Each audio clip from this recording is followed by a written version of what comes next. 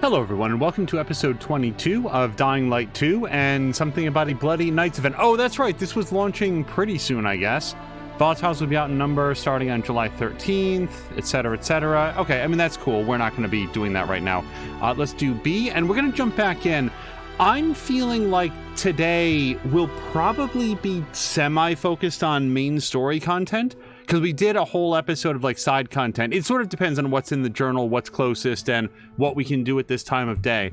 As we're going in, a special early hello to Maxine and also Dishonored Speedrunner. I hope that you guys are both having a wonderful Monday so far. Maxine actually has a whole week off. She said that she did I see finish the exam or pass the exam? There was some good news about an exam, and now she is onto a whole week of vacation, which is fantastic news.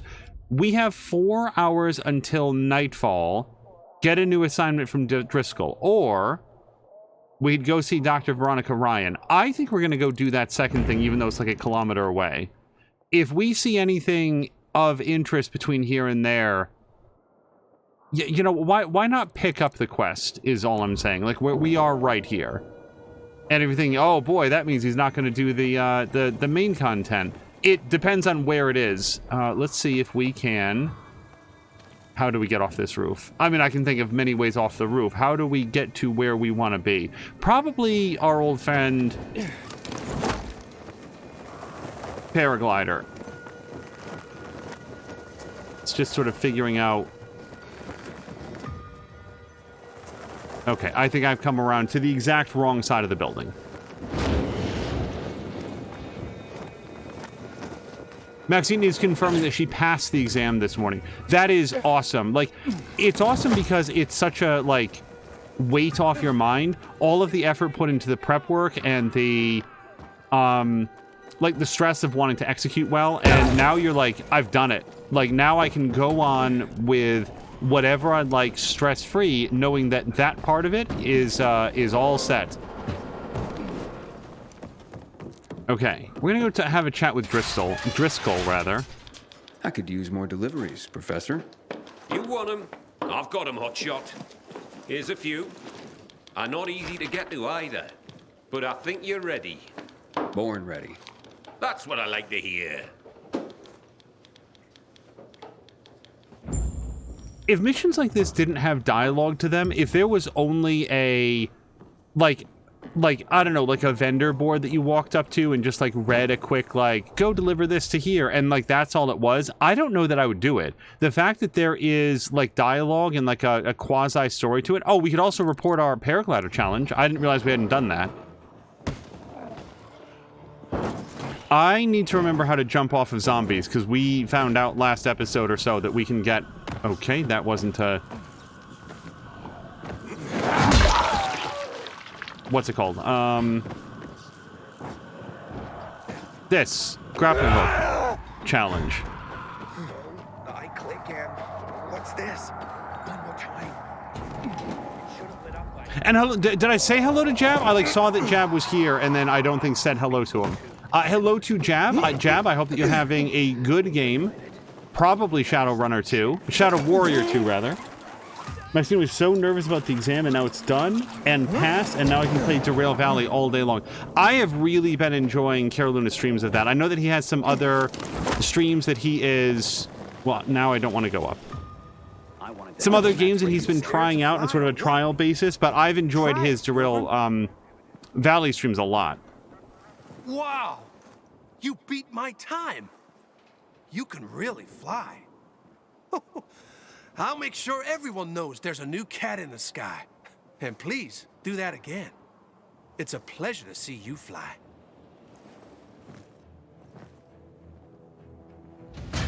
Bravo Zulu, Aiden. I heard about how you protected the antennas today. Rest assured, the PK know how to return a favor. Sure. Looking to enlist civilian? This is the right place. Okay, don't know why I'm being called civilian moments after being called Aiden. But let's go take a quick look. So, all other things being equal, we'd want to go do... So there's our carrier side quest. Oh yeah, there's a few different things to deliver. But that's all over there. Where's our quest? Let's go to Journal, and we're going to go look at the Veronica story quest. And that is... Oh, is that... Yeah, that's back in Old Villador. So yeah, that's not going to be near anything except this, which is a nighttime side quest. That's in 3 hours. Let's see what we can do during the daytime.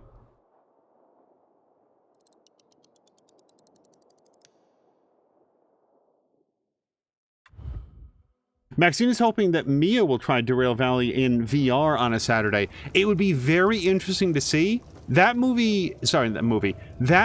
game seems very in-depth. And that's what I like about it. Like, when you and Caroluna are talking about, like white notations, I remember that correctly, WHYTE notations, and, like, stuff like that, I'm like, okay, the people that made this game, and, like, the people who are playing it in any sort of, like, a competent way, like you and Caroluna, you know way more about trains and, like, real-world engineering than I do.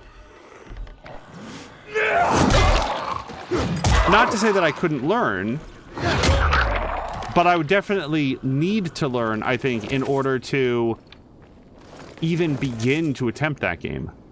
Hold on, I've never read one of these prevention posters. What does this say? Prevent infection and watch the symptoms. Something about washing your hands, standing in direct sunlight, not being dizzy, and then also if you get boils on your arm, look out for that.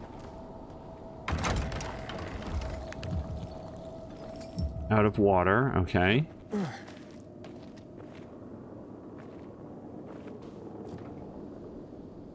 Wait, did this used to be a place? Did this place get destroyed? I mean, it was clearly a place. Did this place get destroyed because I gave the water to the PKs? I think it might be.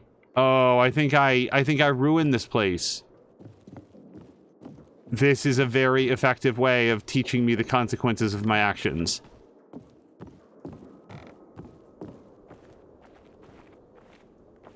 Oh, this is... yeah. Wow, I'm actually, like, really feeling this. I'm sorry. Sophie? Who did this? You. You. And the Peacekeepers. Your friends. They attacked the bazaar. Most of us died trying to protect it. I told you. Told you they were murderers. All their empty claims of wanting peace. And look. Look what they've done to the bazaar. My home. Does this look like peace, Aiden? So many years of work. So many years of fighting. Why did you even come here? I'm looking for Dr. Veronica Ryan. Well, then you're a lucky son of a bitch. She survived. Where is she now? Why would I tell you? Sophie, I didn't start this war. I was trying to warn you. You know what? Okay. That bitch Ryan used to help the PK. Said they're people just like us, and they're not. Whatever you want from her, will probably get her killed anyway, knowing you. Which is good. I wish that for her. And as far as I know, there are also some renegades trying to take her out. Last I heard, she was hiding in a building north of Quarry End. Courtesan Row Street. Thank you. Get out of my sight. You miserable wretch. I'm sorry, Mother. So much work. So much futile work. If she doesn't wash out the wounds on that arm, I don't know what's going on with her abdomen, but her arm looks awful. I don't know if you saw, but she had like 3 long gouges out of the side of it. Maxine is confirming that it's a very detailed train simulator. And by the way, like, I definitely recognize the bazaar. Like, in my head, this is the church, but no, this is the bazaar. And, like, we did a bunch of quests in there. And, like, the what's it called? There was a vendor right over here. And this is where, like, that dude, remember the dude? Nope. I don't remember his name, but we got, like, super threatened over here by that guy and, like, double-crossed. There was a whole episode that was, like, getting double-crossed, and one of them happened right over there.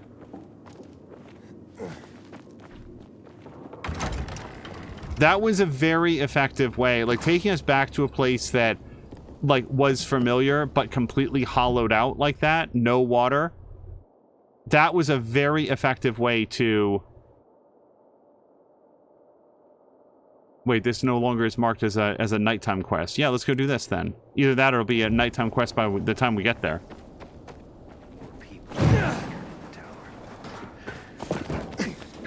By the way, Maxine is also saying that there are in-game tutorials for all the different locomotive types, as well as an in-game manual containing the most important information about the trains.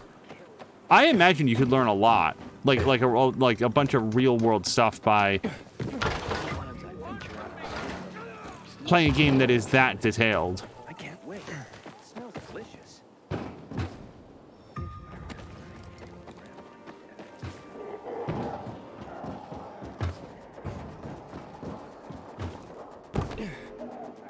Nope, B. Basically assuming there's going to be another way out on the other side that I can cut through the building. Was this a bad assumption? Oh, we got there eventually.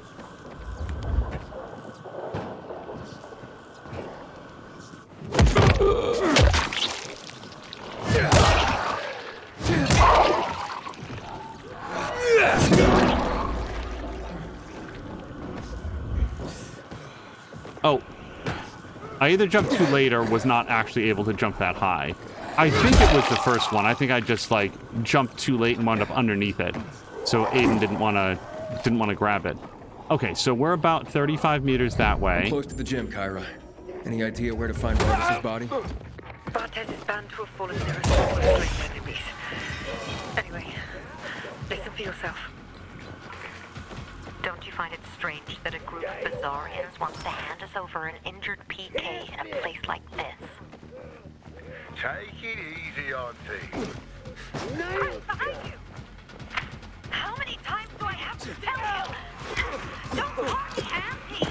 Private First Class Bartez is pressing enough! Hold on.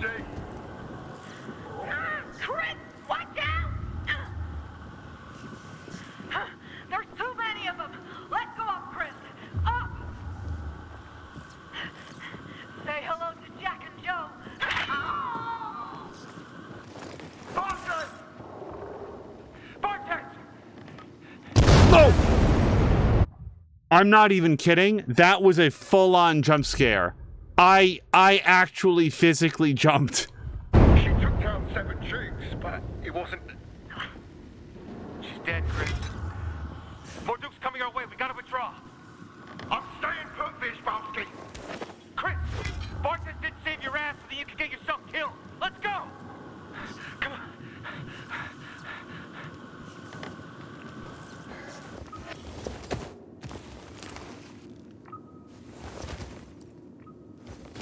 I'd have a problem with that many myself. Respect. I feel like I should have a lot more damage or a lot fewer limbs after standing directly above an explosive mine and just having it go off directly in my face. But that was just like, that was me going, tra-la-la, I wonder what this is. By the way, this is the gym that I spent so much time in trying to figure out, like, how to get into one of the rooms. What is this space for? And, like, we might have just found it. It was for that dog tag the whole time. Okay, let me double check, but I think that was the only thing that we had to do in there. Why was that marked as, like, being a nighttime thing before? Maybe I'm misremembering. So now let's continue on to Veronica Ryan. Dr. Veronica Ryan might know about the GRE database, and I need to find her.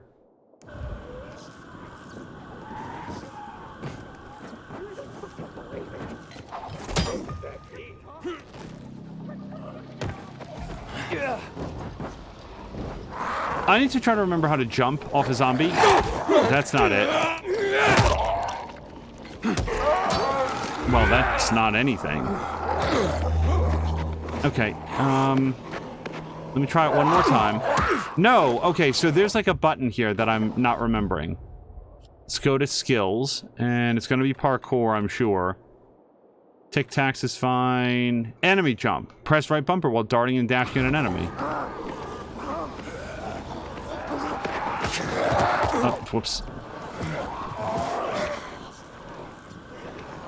well, I don't want to continue losing my lives to these guys. You don't need to fight them at all.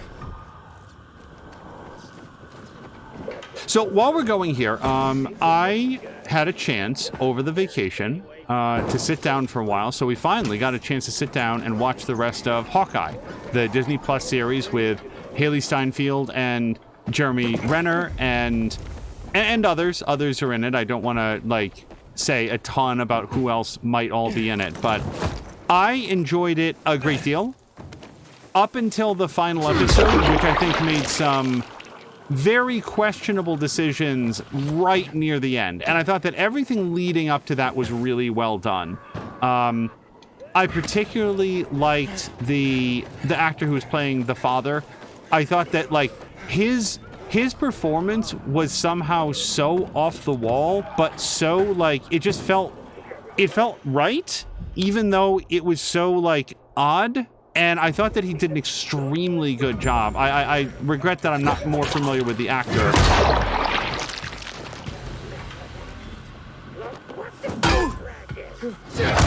And I think in a short time, maybe I will want to say a little bit more in detail the particular thing that I had a problem with at the end, because on the whole, I enjoyed the episode, the series of episodes, it's 6 episodes, a lot. And I thought that it was very well made, and I thought that it had some great action sequences and great characters and great acting, and nothing that I'm saying here is a surprise of any of the Marvel movies or Marvel TV shows.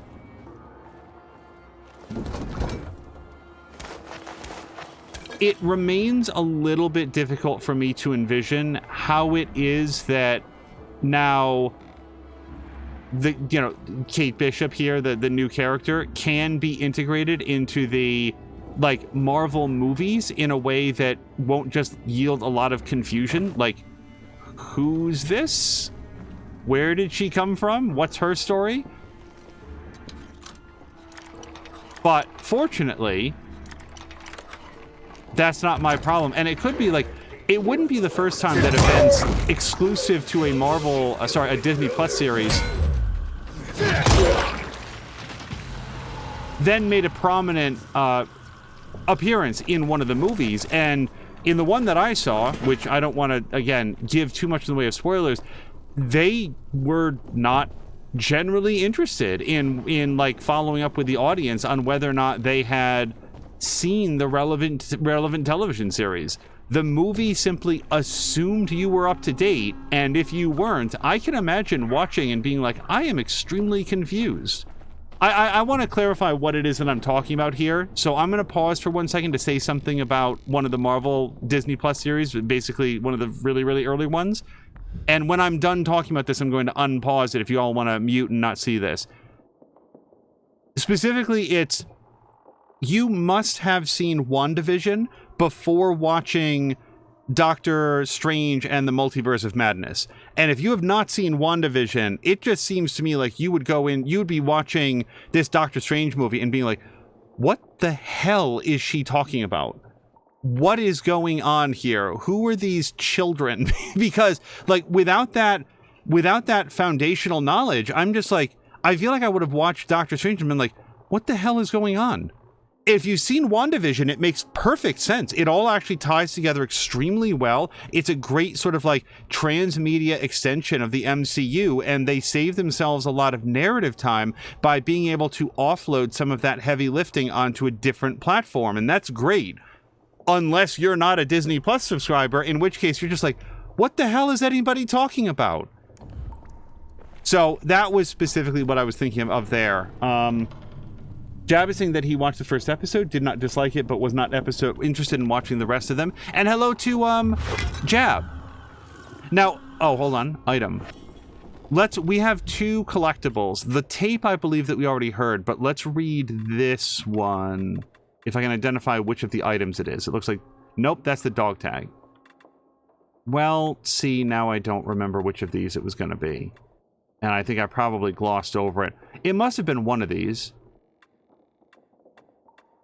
Let's assume it was the Pilgrim Warrant. Mission update, search every building in the city. Every roof, remember the Pilgrim has the GRE key. Oh, it's me. Whoever recovers it will be rewarded with a promotion and a roof with a plot of soil. The Pilgrim is extremely dangerous, but he usually operates alone or sometimes with that Hellcat Lawan. He should be easy to kill from a distance. For W, this is critical to the success of his plan. Oh, W, I assume, is Waltz. But Jeb, regarding the first episode, was that of WandaVision or Hawkeye? And I know that you're playing a game, so if it's a minute before you can answer, no worries.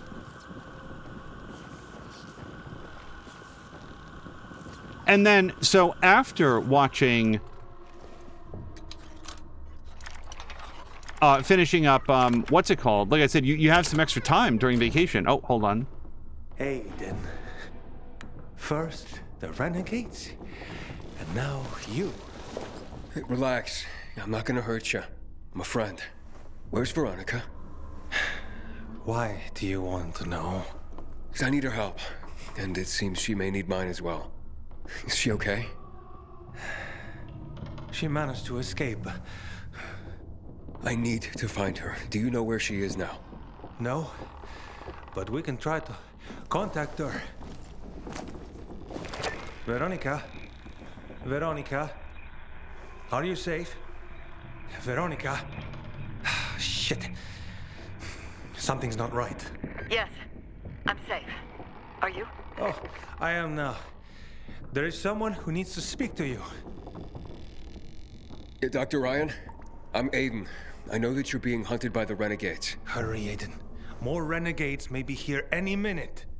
Jack Matt, he told me you worked for the GRE. I need access to the GRE database in the observatory. I have a GRE key. A GRE access key? That's what I've been told. You think you can... Let's meet. I'll be in a small building near the dam, not far from the observatory. Okay, I'll go... Wait, hello? Be careful, Aiden. The place is soaked in chemicals. I will. Thanks for the heads up, Vincenzo. Well, it seems that despite everything, you saved my life. Farewell, Aiden. Farewell. Is that what this is? Am I doing something to save your life because you appear to be on the verge of death? Okay. It does feel a bit like I'm still facing the consequences of having worked so much with the PKs. I don't know how to go upstairs from here, except I assume it's outside of here. Also, Jab did clarify he was thinking of Hawkeye is the one that he saw one episode of. I will say this, if anybody said that they watched the first episode of Hawkeye and was not impressed enough to continue, I don't know that anything necessarily happens later on that would make you be like, oh, this is, you know, this is what I was waiting for. With only 6 episodes, you're going to get a sense of... a sense of, like a flavor of a thing very, very quickly, because they just cannot afford to draw things out too much.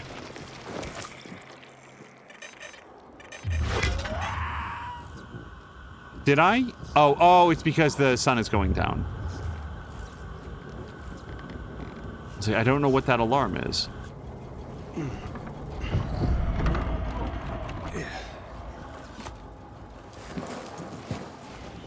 Aiden, it's not like you haven't done enough. We're deeply in your debt. I'm just worried Lawan might fall short of accomplishing her mission. Our nomad friends tracked down the location of one of the Renegade's top commanders. He's in a building at the west end of the garrison, right by Mount Lucid Bridge. So that's what Daniel was helping you with. Correct. Eliminating him before attacking the Colonel is critical and time sensitive.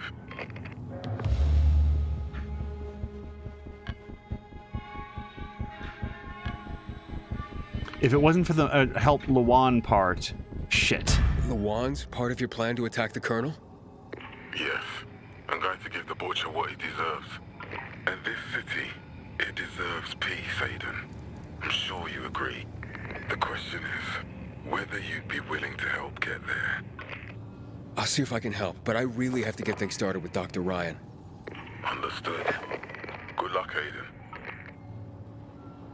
I don't know, man. I don't feel very good. Lawan, I don't... Hey. Hold on. Look, you out there? Luan, I know you're on a PK op right now. Just so you know, Matt sent me to back you up.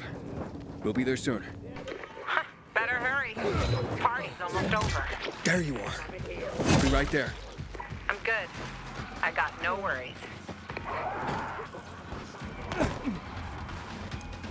I honestly thought that maybe Jack Matt was lying about Lawan getting involved on the grounds that he knew that would entice Aiden to help out on the grounds that they are close associates.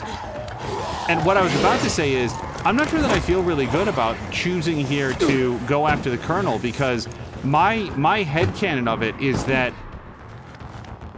Aiden has been doing whatever it takes to get to his sister, to get to Mia. That's what he wants. That's been his whole goal the entire time. So it feels like I am betraying that by saying, well, we can put that off and I can come back later and help, you know, if I go help Lawan. Okay, that's...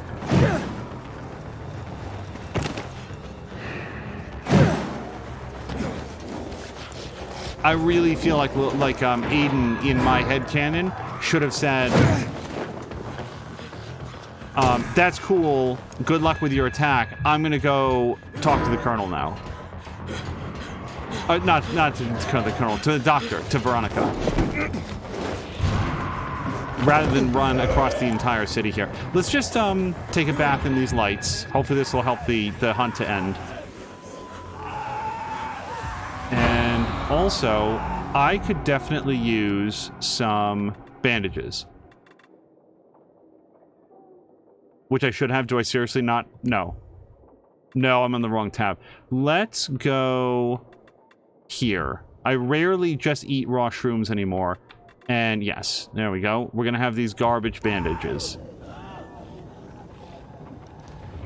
And, of course, you can't... For some reason, you can't heal yourself inside a base. Like an odd thing for them to deny you access to. Jab says he sort of feels like Marvel would have been better off with ending with Endgame and beginning to reboot about 20 years later. In the meantime, they could have done X-Men and Fantastic Four.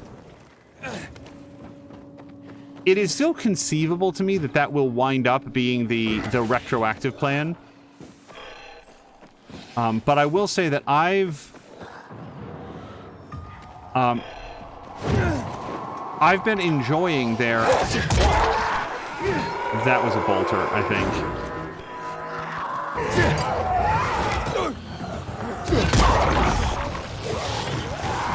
Yep, I can't survive this! Nope.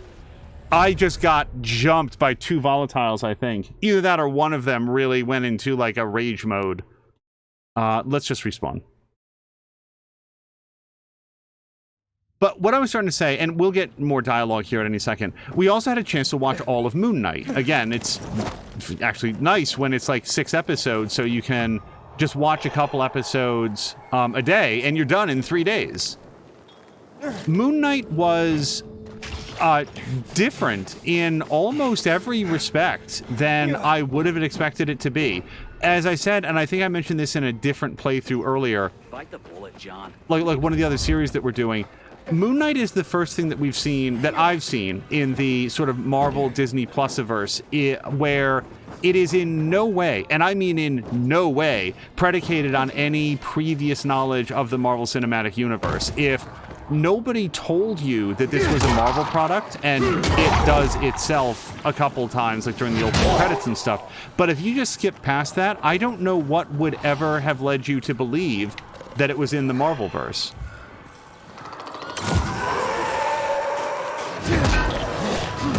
These guys are just wholly unstoppable to me, right? I think so.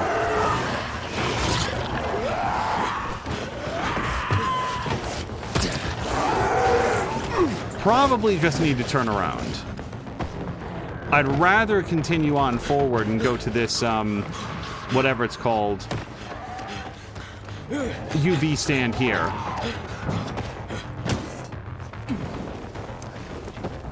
I don't work shifts on Mondays. Okay, let's hang out in here for 1 second.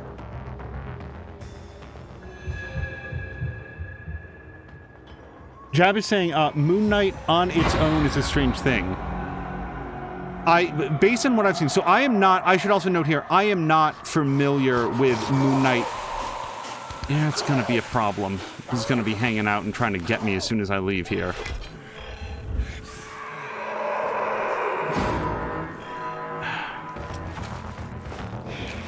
We're gonna see if we can heal up. Because I have to be standing outside the radius of the base in order to do this.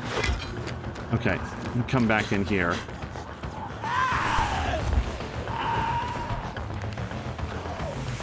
Okay, but you really shouldn't be allowed in here. And I can't, guys, I can't swing on him. I just want you to know, no weapons allowed.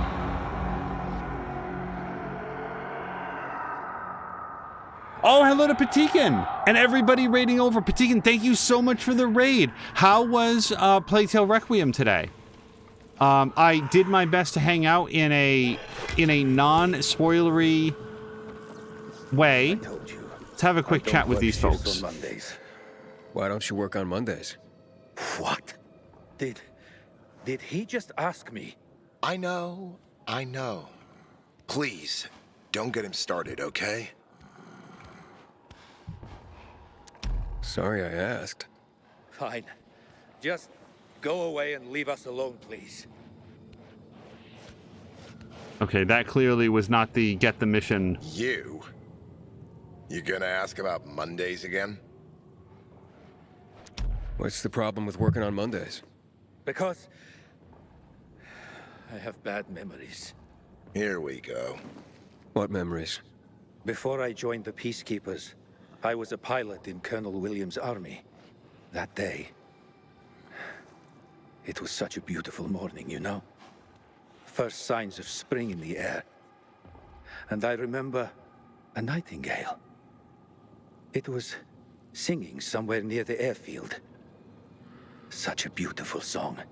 Did you know nightingales can make up to 1,000 different sounds? They're monsters. Yeah, worse than volatiles. That day,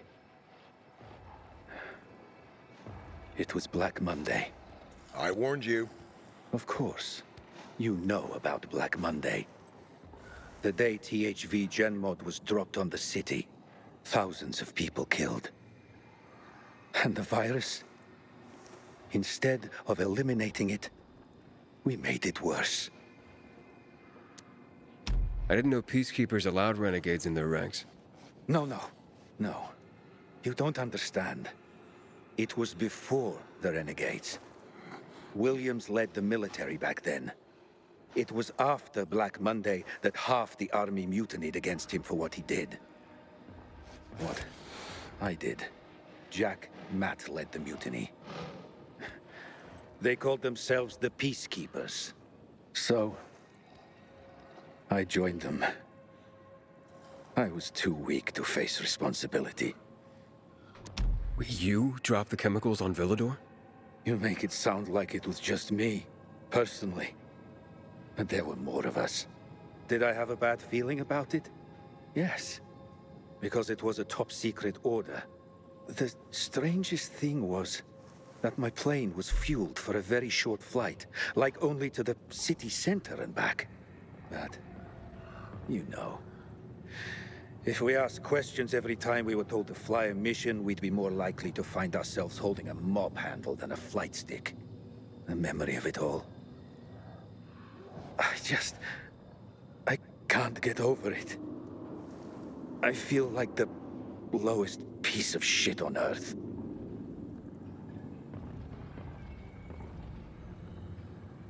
So the trouble in this specific case with some orders shouldn't be obeyed, it's not really clear to me what his level of knowledge was of what he was doing. He probably knew that he had a payload to drop.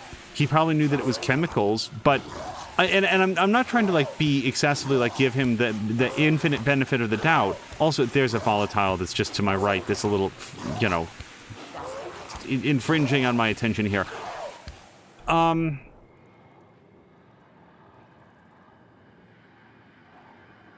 I don't know what benefit we get from shaming somebody who already feels clearly so horrible about it. I'm going to go with it's not your fault.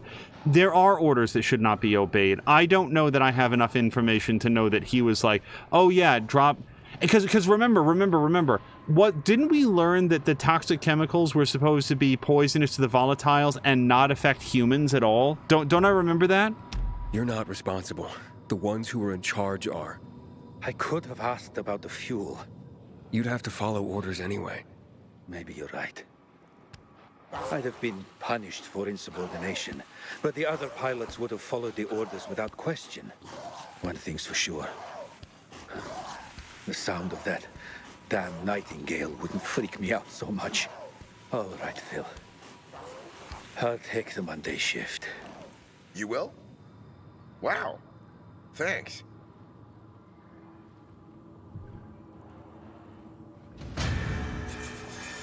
I think a running theme with me is that I'm not here to absolve everybody of everything they've ever done. I do feel like I want to be... Oh, we're not... Hold on.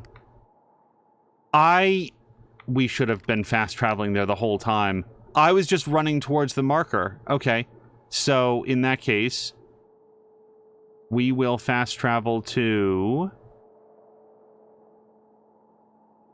here looks like the closest place. So, just while we're fast traveling, I want to say this. As always, no spoilers. I just want to, say this one thing about it at least. Moon Knight has amazing production values. Sometimes I'll watch something and say, wow, the writing in that was really great, or the acting, and I really like the quality of the characters, the cinematography and the direction was great. In Moon Knight, it is, of all things, the set design. I don't know if there is an Emmy for best set design on what's the equivalent of a television series, but Moon Knight would deserve to have it. I was so impressed by the locations. And honestly, I couldn't tell you at what point the location scouts left off and the set designers step in. Certain locations were clearly this is a set that was built for this, and others are I'm honestly not sure. This could be an actual place that they found, that they were able to secure the rights to film in. But it just Moon Knight is one of those television series that I think would be extremely easy, very quickly, to know what number episode you're watching by where they are. It's one of those series that just every episode winds up having a distinctive look just because of every place they go is so distinctive. Okay, this is not... I need to not be here.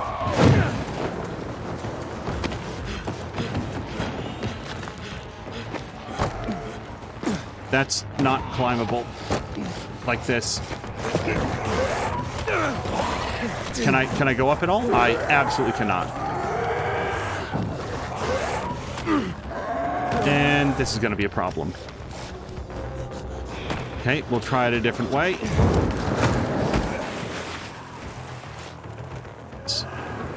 Why rubbing my face up against that wall didn't help. And I missed the thing. This is great. This should be so funny to watch from an alternate perspective that wasn't first person. Like a casual bystander watching this nonsense that I'm doing, yeah, they'd have a grand old time. It's an explodey guy. I did not recognize that that's who it was.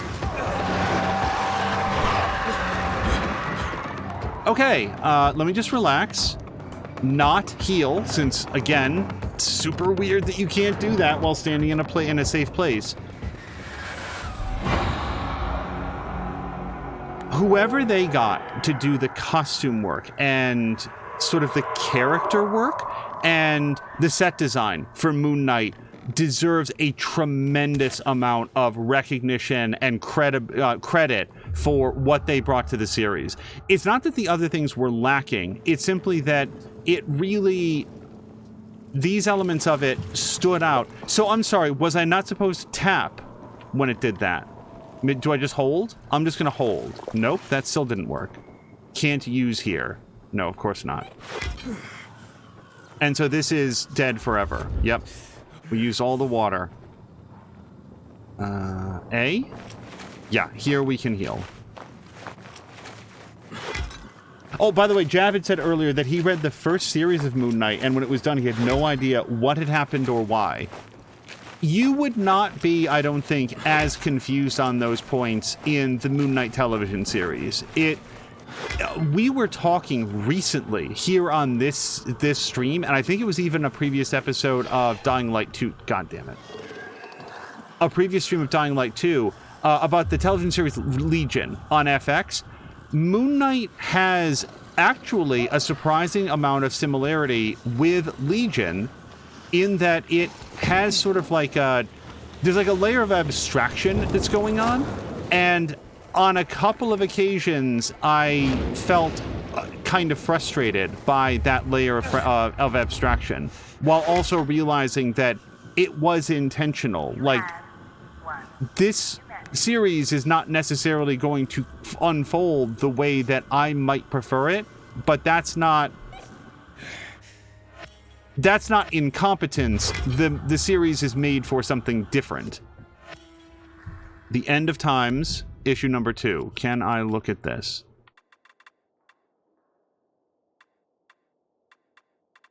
Hold on. Here it is. Yes, okay. Scandal, the mystery of the hidden water reservoir of El Aguado. Shocking revelations. The increasingly difficult access to water and the political games between Bizarrians and the PK are taking their toll in the city. Enough nonsense. Our journalist has tracked strangers magically showing up with jerrycans full of water in North Houndfield. Who will deny that the elusive El Guado, I hope I'm saying that. Hold on, I wasn't done. And now I'm in a completely different thing. Crud. It was something about a hidden water supply. Oh, here it is. Does not exist now was the final part of that.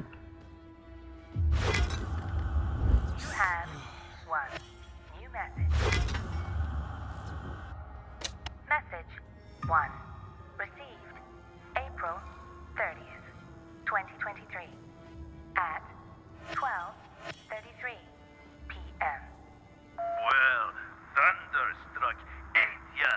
Didn't I tell you it was all gonna get fucked up? Didn't I?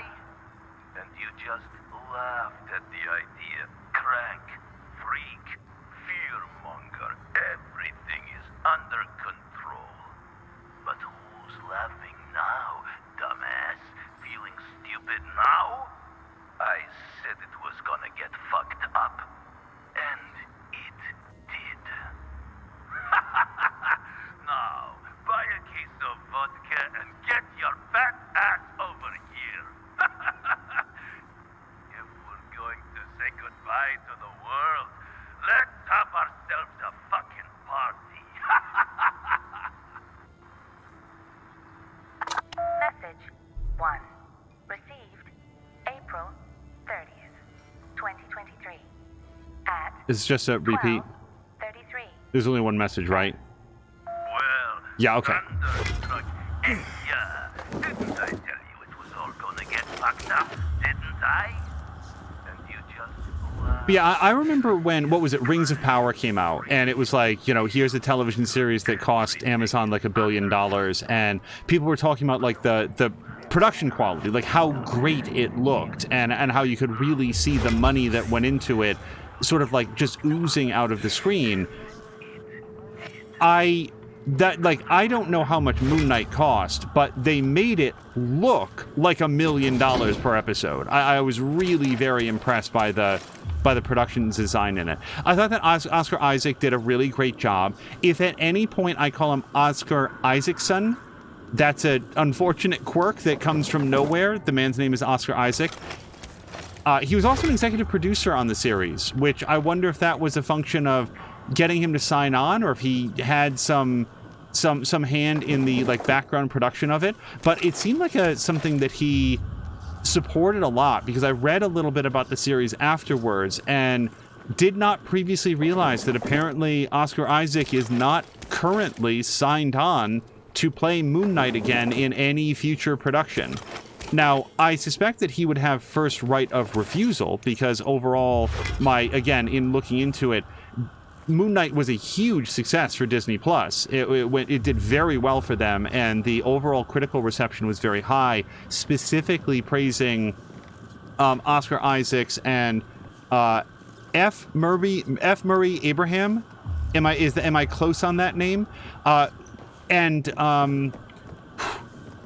There was a female actor in there that I am completely forgetting her name right now, but the critics really liked all three of those performances, and I strongly agree with that.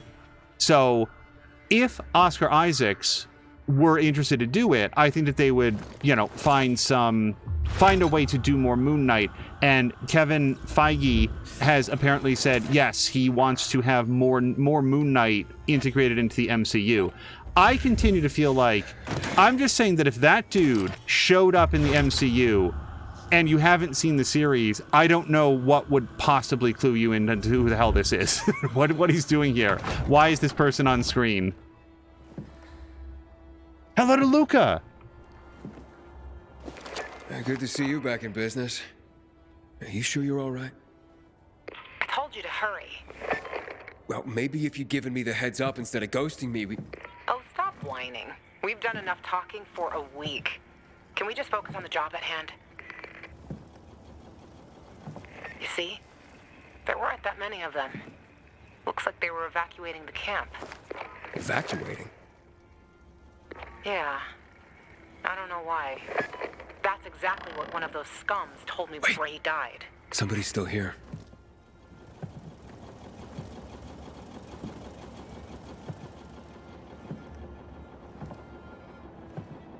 Demolin? What are you doing here? Please, don't hurt me. I'm not a renegade. What are you doing here? I was here to talk. Trying to negotiate. With the Butcher's people? Yes, well, you see... For whom? Juan sent you? Yes. He wants peace. He believes that Jack Matt is a bigger threat than the Colonel. You must see this as well. I'll make my own judgments. Just try to look beyond the surface. That only works as long as the surface is clear. Does that mean you'll hand me over? Are you going to tell Matt about me? No. You did nothing wrong. Just trying to follow orders. Just go. Thank you. Thank you.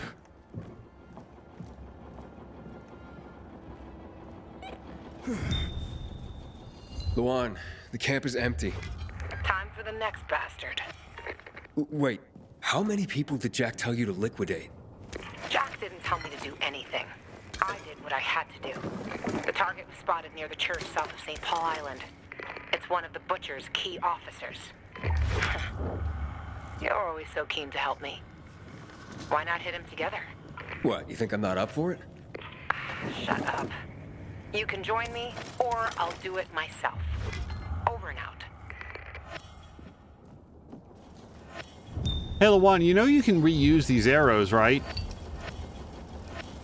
Find the officer critical to Matt's plan. I have to say that I came on this because I thought that if Aiden wasn't present, that things might go badly, and I was worried about... Like, I consider him to be pretty tight with Lawan. Like, they're basically partners and have gotten a lot done by working together, and I was worried that if she went off and did something by herself without adequate backup, and I don't particularly trust Jack Matt to provide good backup, that she could be in danger, and I didn't want anything bad to happen to Aiden's friend, especially one who's so capable in this environment and so ready to help him if he needs it. So it felt like it was just good sense all around. But it turns out she doesn't need Aiden involved in this at all. We could just go back and talk to the doctor. Patigan is going to lurk trying to avoid spoilers. Patigan, thank you so much for the raid, and I hope that you have a great rest of your evening. I did see where Patigan has said that he's very deep now into A Plague Tale Requiem and expects to finish it up in the next episode. And suddenly I'm realizing that I didn't have a chance to ask him what his next game will be. Patigan, are you still here? Like, what's the next game after Requiem? Okay, there is a... what's it called? Mutation person here. Somewhere. Oh, there they are. Well, hold on. If I can just, nope.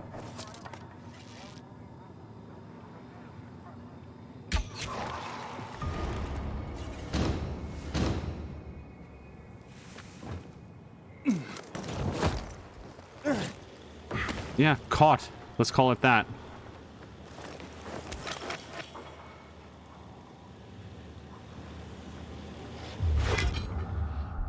Okay, yeah, I don't want to interact with that person.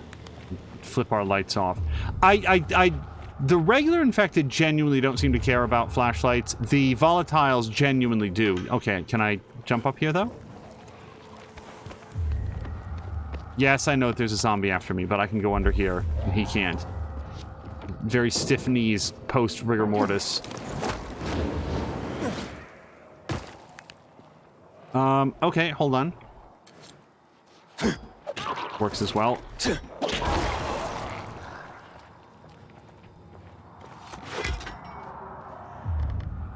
I don't know that I will ever get over my instinct to left trigger to aim with the bow. Patigan does say it's going to be Bramble the Mountain King next, an indie game which is also short, like a one-stream game. I was thinking, and we were actually talking here about, like what would follow this and Spiritfarer. And, like, it's fun to do, like, a series of shorter games. However, a lot of the games that I most want to play are all very long, so it's hard to know where to go with it. There's also specific games, like I'll share, that we're kind of waiting for the September-October timeline, just because that's, like, it's not a requirement, but it's like spooky season. Like, you want to be doing that. Yeah, I saw him. I, for some damn reason, thought that I could do this faster than I could. Okay, we're gonna go here super quick. Let's duck inside and get rid of this hunt. After that, Mad Max most likely, says Patigan. I played it before I started streaming, so I want to play it on stream. Well, that I can say that Mad Max holds up really well. Having just played it not too long ago. It is sometimes very hilariously like grimdark in a way that I find actually very charming, but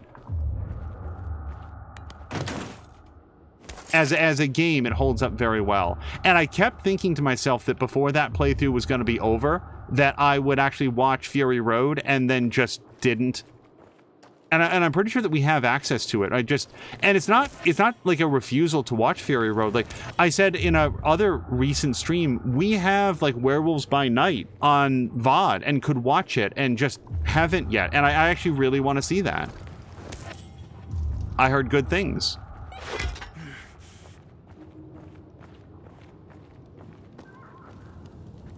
So before we go too much further, there is a couple like specific things that I want to say about Moon Knight. I'm not going to be giving away like particular like extreme plot details, but I did want to talk about a couple things that I don't think are very well done. Again, we'll pause it here and make it super short. And I'm actually going to add a marker so that this section can be cut from the VOD. If you're curious in what I had to say, feel free to DM me and I'll fill you in there. But let's drop a quick marker here. Okay, and through the magic of editing, that was a few thoughts on Moon Knight. Again, nothing spoilery in terms of, like, revealing details of the plot, but a little bit more about just ruminating a little bit on what they don't do in Moon Knight. I can't, I try to dodge backwards. I don't think that I can block his power swing. The game chides me every time I try. Okay, fine. I was gonna go say hello to your friends first, but...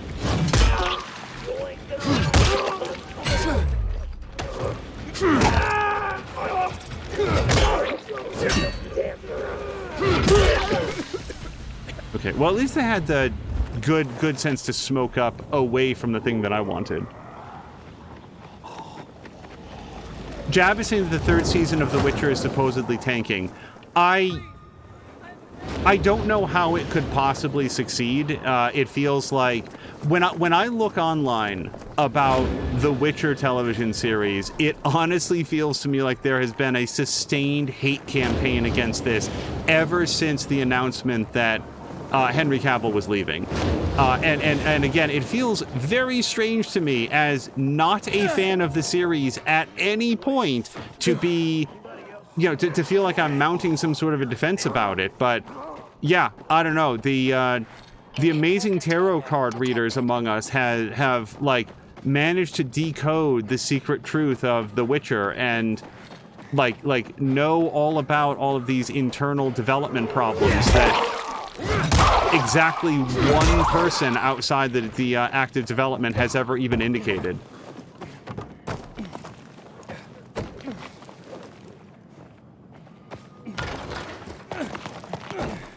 But it's just like, it reminds me of, like, I'm trying to think of, I'm trying to, like, what it sort of reminds me of is, there was a really, I think I've brought this up on at least one occasion, but it's been a minute. Respawn. What, wasn't it, was it no. Who did Apex Legends? Was that wasn't Respawn. Who the hell was that? Or was it Respawn? Okay. Let's start again. That game studio that made Apex Legends was asked at one point... Hold on, these guys are tougher than normal. I feel like I'm giving them really good hits. Oh, I'm not using my good weapon, that's why. Here we go. Here's the good one. Stop it now.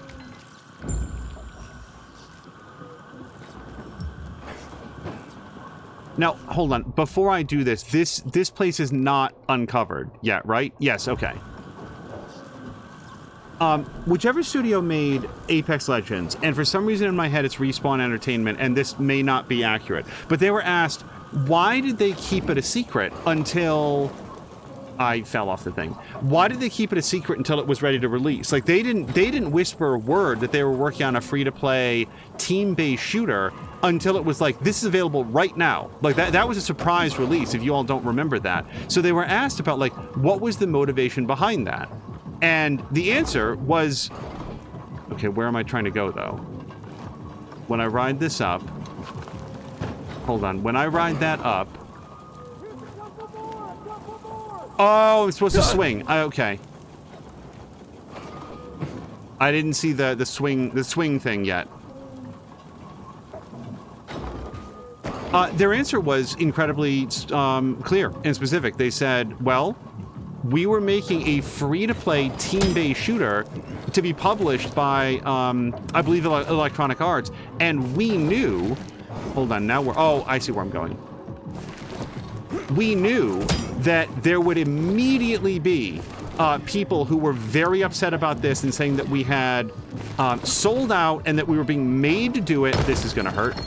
We were being forced to do it, and there would be like this massive hate campaign online. So no matter what the quality of the final product was, people would have already decided in their heads that they were already against it. So they just kept their mouth shut until they could release it, and then everybody could play it for themselves. And there wasn't time for any sort of like negative campaign to spool up. That's like an anti-version of what I feel has happened with The Witcher, where people are mad that Henry Cavill isn't going to be on it. So now, I need to get up there. I think that's our next up. Just gotta wait for it to come back down. And there's sort of a problem with this because I'm running out of stamina very quickly. Yeah, this is... I can't. If I go up any higher, I'm just gonna fall from further. Jeff said that just announced out of the ether unannounced. Yeah, Apex Legends, and it released and turned out to be extremely popular because people watched it and liked it. Not watched it, played it and liked it. I said this before about The Witcher. To me, it's... Shit! That was the wrong button. So what I did was, instead of pressing the 2 bumpers to do the thing, I pressed left trigger. So I pulled on a knife and threw it instead of doing the thing. That was entirely my fault.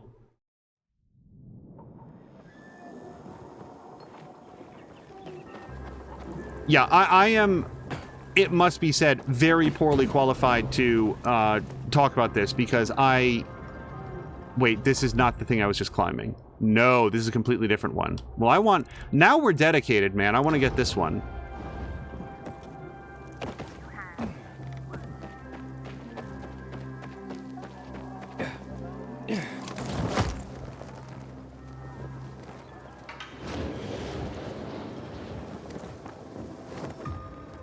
And I'm very concerned that anything I'm saying here might be interpreted as, oh, well, I dislike The Witcher for the right reasons, but everybody else dislikes it for the wrong reasons.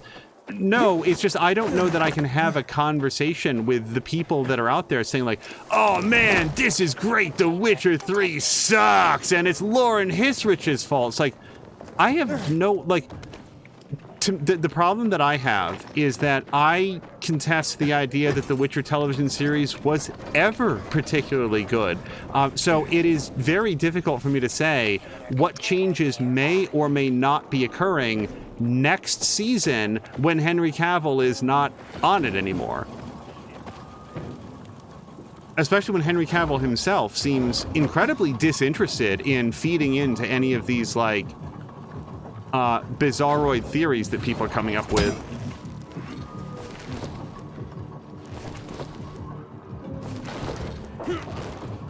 I am very bad at this. Yeah, see, now so I think I need to do this faster, because right now my swing timing is up. Okay, if I don't move at all, it's at least hypothetical. Jump! Go up! Oh! That was completely out of stamina.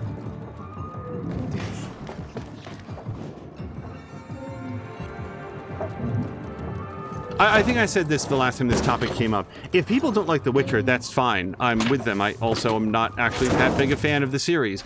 It's targeting, like not laying the blame, targeting the blame on like specific people by name. They're the ones, and if they weren't in it, then we'd show like the proper respect for the source material.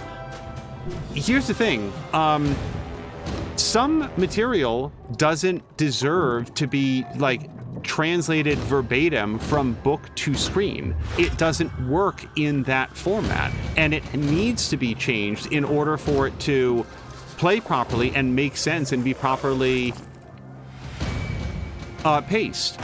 Then there'll be times when you can have the original creator involved in something that just doesn't do very well. I'd have to double check this, but I have a vague memory that I'm trying to remember if The Hitchhiker's Wife was like also credited to the original author. I know that Holes, the movie Holes, by the book was by Louis Sacker. Louis Sacker also wrote the screenplay for the movie. The book is substantially better than the movie, and I would submit that if Holes had had a different writer, someone who was a better screenwriter, who like was better able to capture what made Holes a good movie, a good book, and then translate that into movie form, then it would have been good. Not necessarily. You know, I don't think that any of the Harry Potter movies are very well made, and none of those were written by what's-her-face, J.K. Rowling. I just think that they sort of misfire, at least for me, on what I thought ever made the... Ready for this? Yeah, I'm ready for it.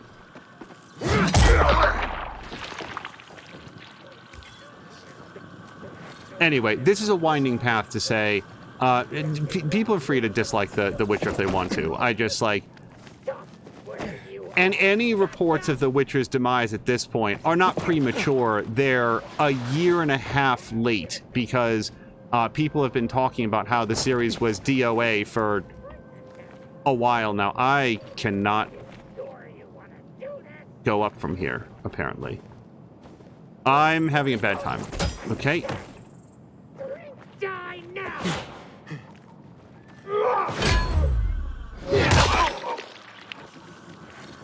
Hello to Zerder. Oh, hold on. There's a bunch of stuff. Zerder saying Cavill was advocating for the story to follow canon from the books and games. The producer wanted writers to make new stories. Zerder has not read the books, but tried tentatively playing the games and have not even seen the series. But if someone is making a series based on a book or game, I'm assuming there are story beats that can be recognized. But when the story gets further from what's already there, the audience, i.e. the fans, are bound to start leaving, especially when they have likely one of the biggest fans as a star of the series. And then Jab is saying, oh, Luke is asking how's the Dying Light update feeling. So I am not playing with the parkour update just because it does feel different enough that I sort of want my first playthrough to be like the traditional one that everybody's been playing along with. But it has sort of a snappier feel overall. It is sort of like faster to jump and land and stuff. Jab is saying, I can say I never went out of my way to find out much about it. From what I've heard casually, they have no interest in the game or book lore. Yeah, so Jab, like, what you're saying now, they have no interest in the game or book lore, and it said they don't really want to write about Geralt. They only want to write about the women, and that seems to be the case in the show. So, first of all, they only want to write about the women. Can you source that for me? Who said that? Is that coming off of some crank YouTube channel, or is that somehow being attributed to the one and only interview that was given by somebody who previously worked in the show? So here's the thing. There's a guy who previously worked on The Witcher, and he gave an interview about his upcoming project, which right at the moment I don't happen to remember, and I don't mean that as a slight, I just don't remember what the name of the project is. And he said of his new project, the number one most important thing, maybe not number one, he said an incredibly important thing to come and work on the writing team is that you have to be a fan of the source material, because you have to know it inside and out, you have to care about it, and you have to want to honor it, because if that's not true on this new project that he's working on, it just makes for a toxic atmosphere. And in this one interview that this guy gave, he said that he's worked on a show where that was not true, and he specifies that it's on The Witcher. So here is somebody who was previously working on The Witcher, who was in the writer's room, like metaphorically at least, and says that the people that were there did not, they were not very interested in The Witcher as a franchise, and wanted to have the freedom to move away from what the original stories were, and didn't have a lot of reverence for it, and that he did not like that very much. Okay? I understand that. So we have one person who previously worked on the franchise, and that gives him a lot of credibility, who says he did not like how little reverence that the people had on the show. I very much want to get into this church. I'm trying to find a way.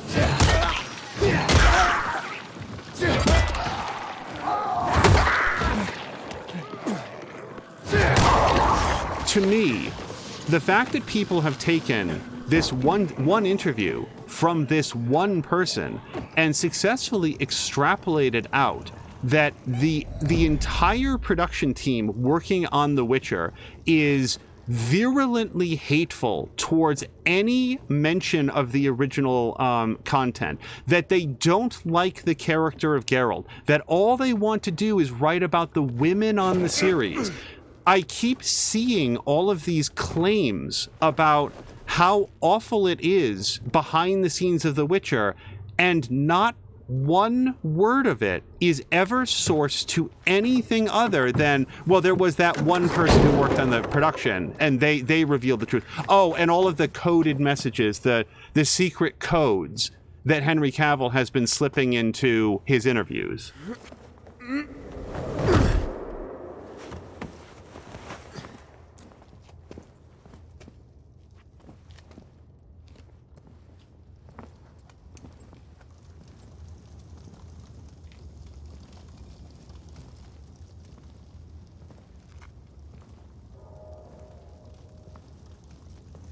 This is all cutscene, just so that people know. Go on. Am I late again, or...? What are you talking about? I'm at the church. Did you get the officer? I haven't been there yet. Why? What are you seeing? Nothing. There's no one here. Thought you had something to do with it. I'm almost there. Aiden? Long time no see. What are you doing here? I could ask you the same question. Where is everyone? Renegades were supposed to be here. Along with the officer you came to kill. Lucky bastard.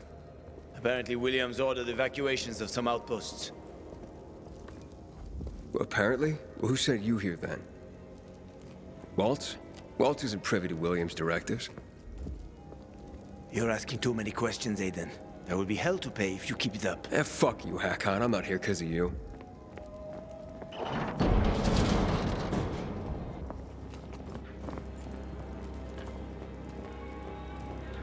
You're still on Waltz's leash, I see. Enough chit-chat, Aiden. Give me the key. What? The GRE key, Aiden. Give it to me. Try taking it from me, Hakon. I'll do my best. Promise. Get that key from him. I have no idea why I turned my back on him. Cutscene Aiden is different from this guy Aiden.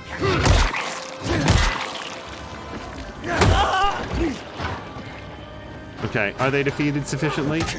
Apparently not.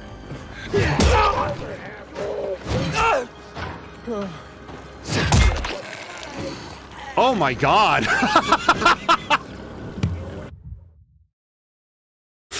That was a lot! Oh, we still fighting? On my way up here, if there's an interview out there with Lauren Hisrich, I have not heard this person's name said aloud, where she's like, yeah, I'm so excited that we get to work on The Witcher.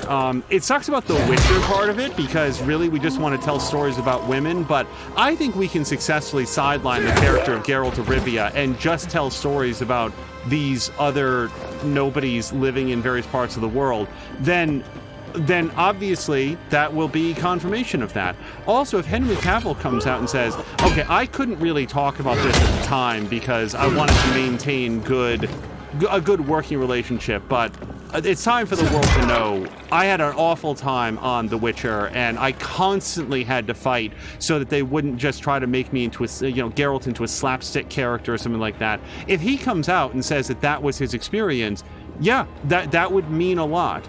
So far, neither of those two things have happened, and one thing that has come out again and again, anytime that there is an interview with the producers or the writers or anybody else that's working on the series, they talk about how important it is for them to deliver something that is faithful to the original book while also steering clear of some plot holes and gaps that Zapowski, am I close on the name there? The original author himself acknowledges that he would want to have written differently.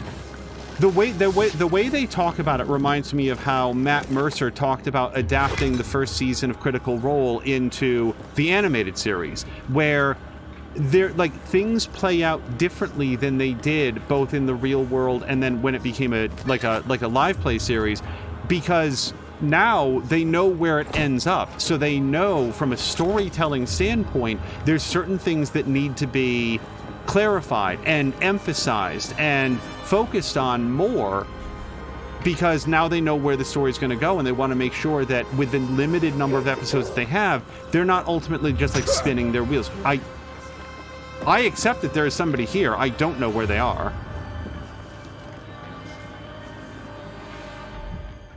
Jab is saying, I know on Halo, all the writers deliberately did not watch any of the games because they did not want to contaminate their ideas. I've not seen the Halo television series. I heard that it was not well received on the whole, but I cannot speak for that. And hello to Ronan. That guy is thoroughly dead. It sounded like a dream job too until it was ruined. Working on Halo? I'll say this. I feel like working on Halo, I feel like it would be very challenging because it's like writing a story based on Doom. You think to yourself, well, that'd be easy because it's basically demons show up and then you got to kill them. The issue is that makes a great game. It is. I promise you, I tried to dodge. I was not good at dodging, but I just want people to know I pressed the button. Talk to Hakan. Well, that's one of the things that's going to happen down here. You've made quite a name for yourself in this shithole.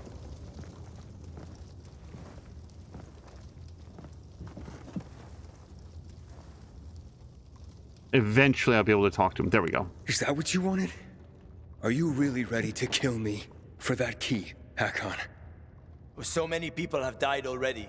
You can't stop the wheel from turning now.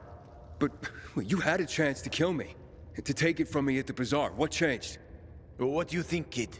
You promised to get me out of the city. We had a deal. But then you ratted me out. And you think Waltz will just let you go, just like that? You know what he did to Dylan. To all the others. Yeah, but they all stood in his way. Dylan betrayed him. Lucas wouldn't give up the key. So? So you murdered him? The key is my pass out of the city. Real fucking shame I have to kill you.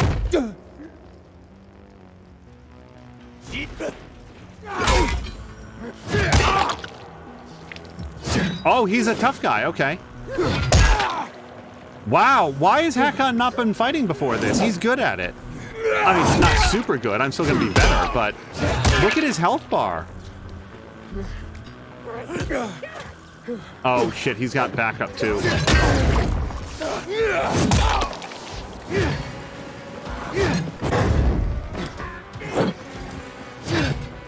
Hold on, let's not let his, what the hell?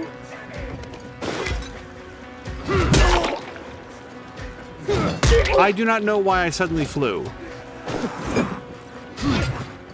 Taking that.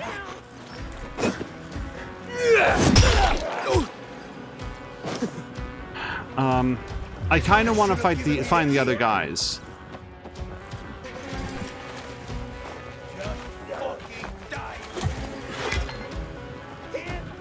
Oh, here, there they are. Okay, hold on.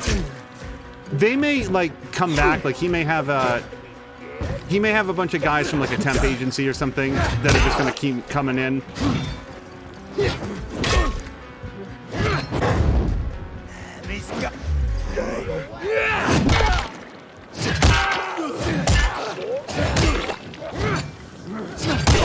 Okay, Hakan, just hold on a second, brother.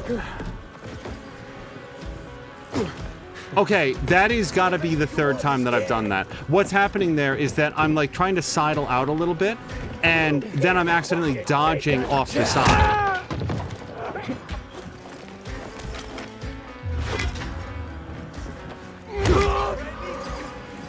Okay.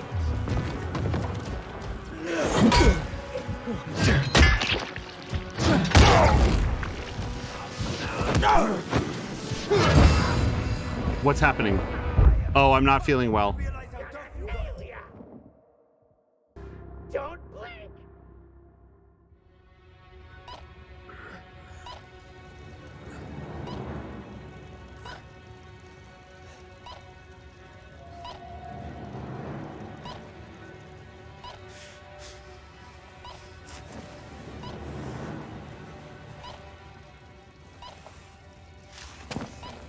Hakan! You can't get away! Maybe. But you don't want to see me. I ain't as pretty as before. We've both seen your biomarker. You're not gonna find me in time. Can I just go stand under this? Yeah.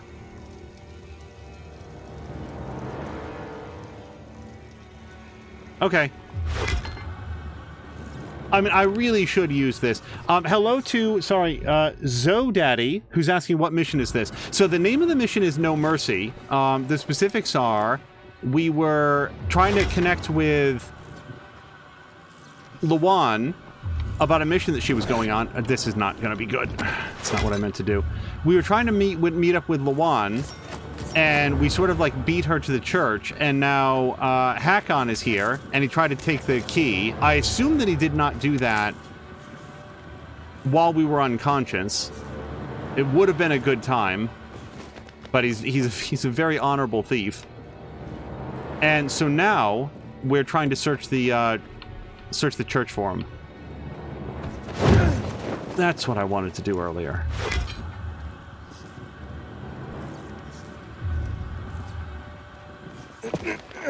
Oh, you know why it keeps showing that? Because I still have it marked on my map. There we... No, hold on. There. I don't know why I assume that he's up. He seems like a real he seems like a climber, Hakon does. So I guess I just assumed that he'd be up high somewhere, but I don't see anything up.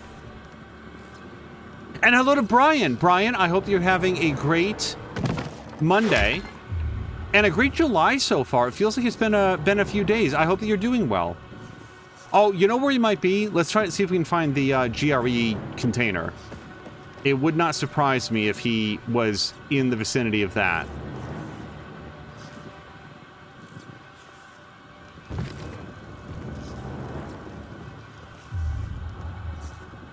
Yeah, to be 100% blunt, a lot of the venom that I see directed at the Witcher television series reminds me of a lot of the venom that I see directed towards Star Wars, which is currently helmed by Kathleen Kennedy. A lot of the venom directed at particularly Marvel franchises like Ms. Marvel or Captain Marvel or is it really only the two? I'm trying to think of any other ones that just happen to have women in them. It seems like there's a certain mindset, particularly on YouTube, that is very, very good at isolating exactly what the problem is with all of these various entertainment properties, and interestingly enough, they all tend to have certain specific qualities in common. I don't know where I'm just sort of like trying to search every floor at this point, all the doors.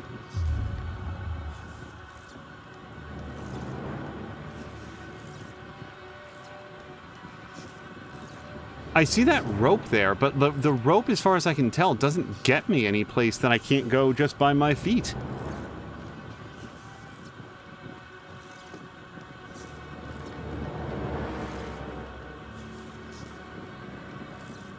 I don't think this is supposed to be difficult.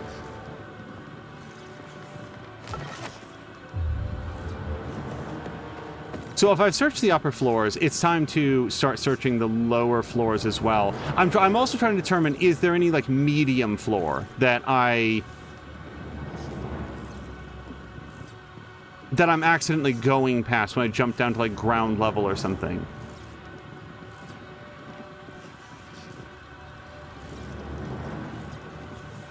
And well, let me just double check.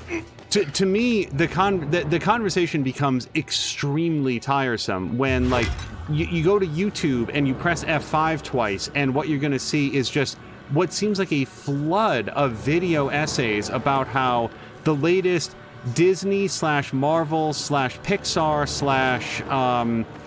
/ Netflix thing has been completely crushed because of, quote, politics, unquote.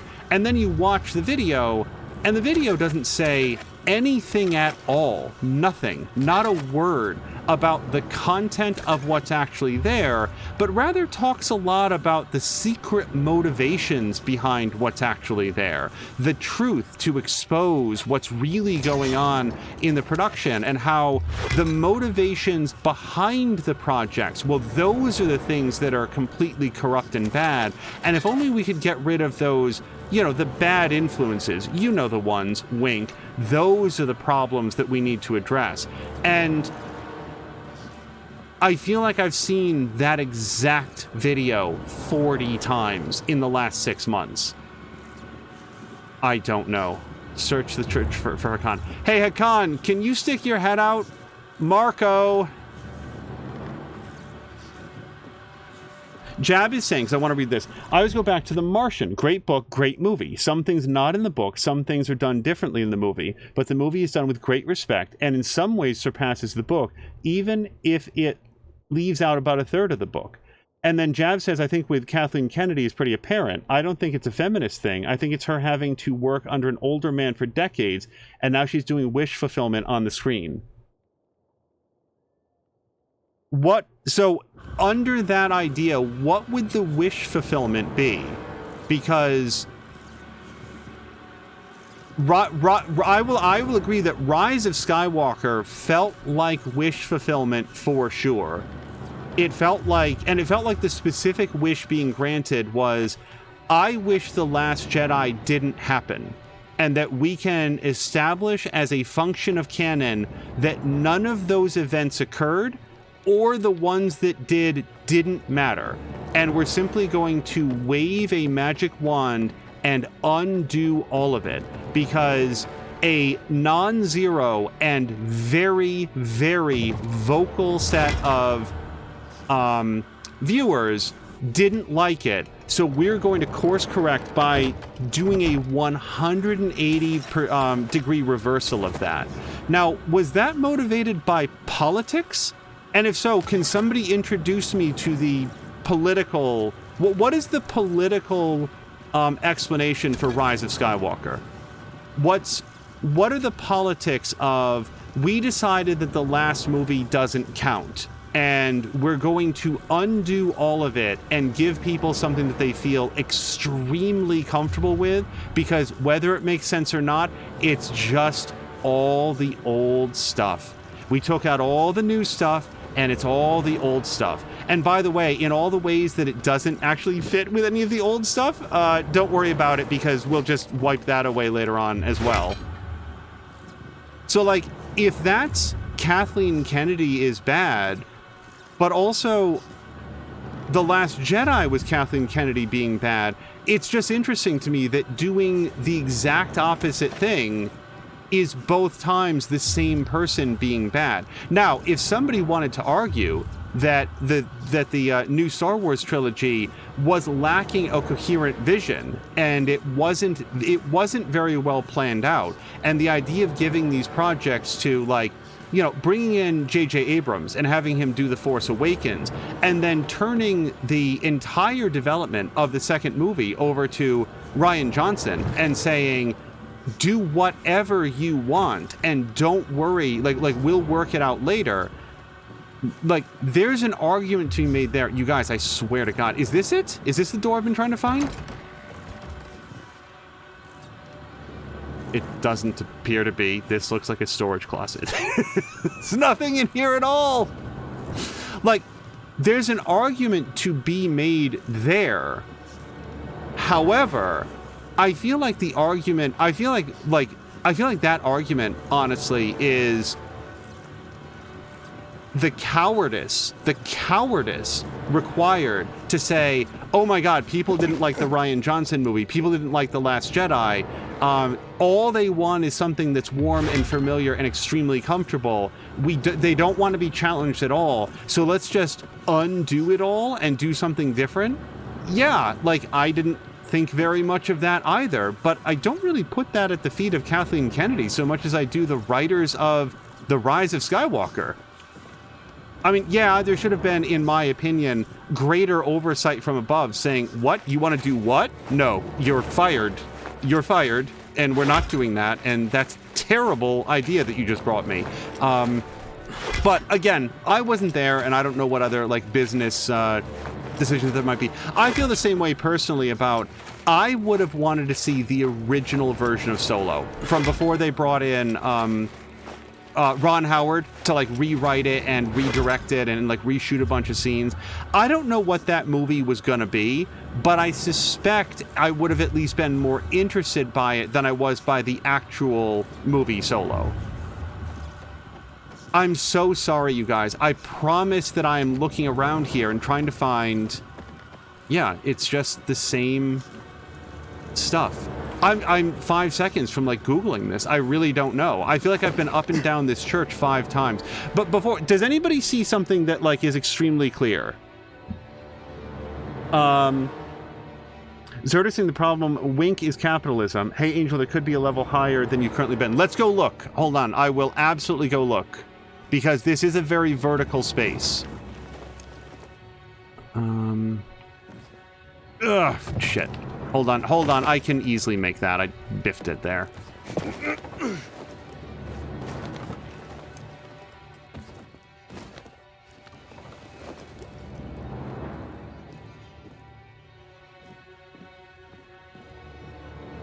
So I'm just taking a quick look around to see if there's any... Sometimes when you're trying to, like, find your way to something, what you're looking for is any indication of the road. What would be the path? Are there, like, things on the walls to climb to? A bit of scaffolding above you? Like, there is something up there, now that I look at it. Like, we can swing. Oh, I bet it's there. Hold on.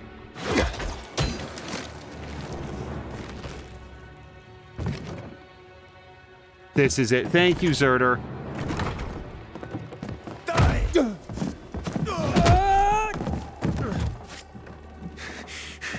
How many people have you betrayed, Hakon?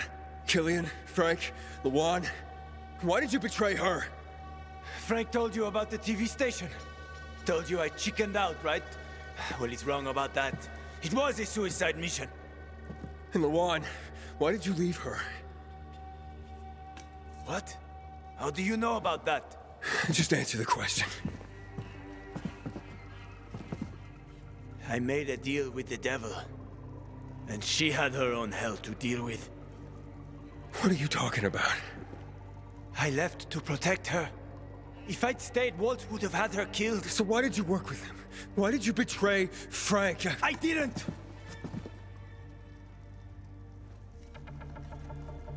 I didn't betray Frank. I was trying to fix things.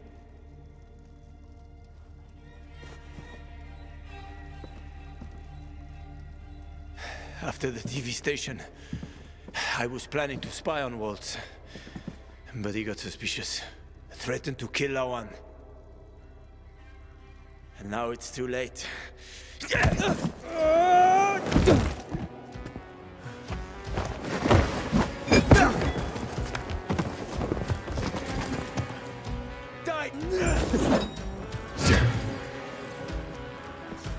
Oh, he got all his health back. He used some bandages while we were searching for him for 45 minutes. No, you don't.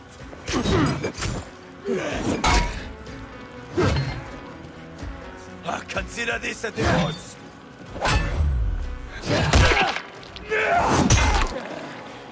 Stomp! Oh, am I not allowed to stomp him in the face?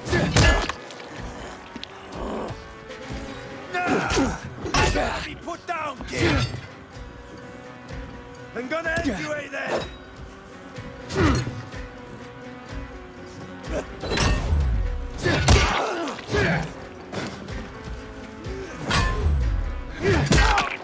Stomp. There we go. That had to hurt. Normally people's brains come spilling out of the top of their skull when I do that, but Hakon's made of sterner stuff.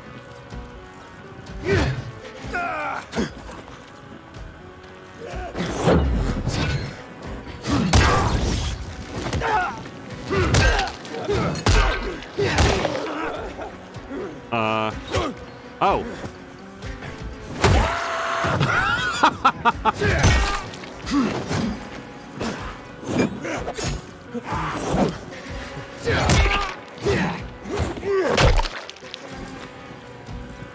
Fucking die already, will you? I need to time my reverse swing a lot better, because I miss it every time. I swing too early. I didn't want this.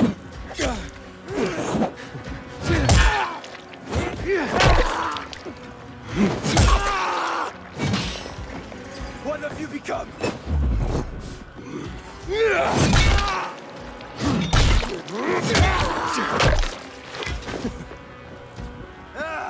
Just roll over and die, will ya? You gotta die, kid!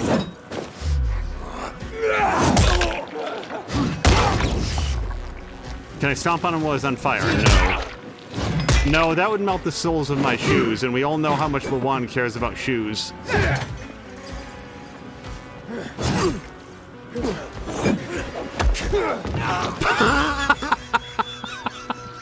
I'm sorry, Hakon. I didn't want this. Jack? Tango down. Come to the ship, Aiden. Listen. Lawan sent me to the church to hunt down some officer, but he wasn't there. Hakon was. What? So it's true that he's working with those bastards? He was, but Hakon is dead. And the renegades, I think they're withdrawing. Finally. Williams knows that he's losing. Time to hit him.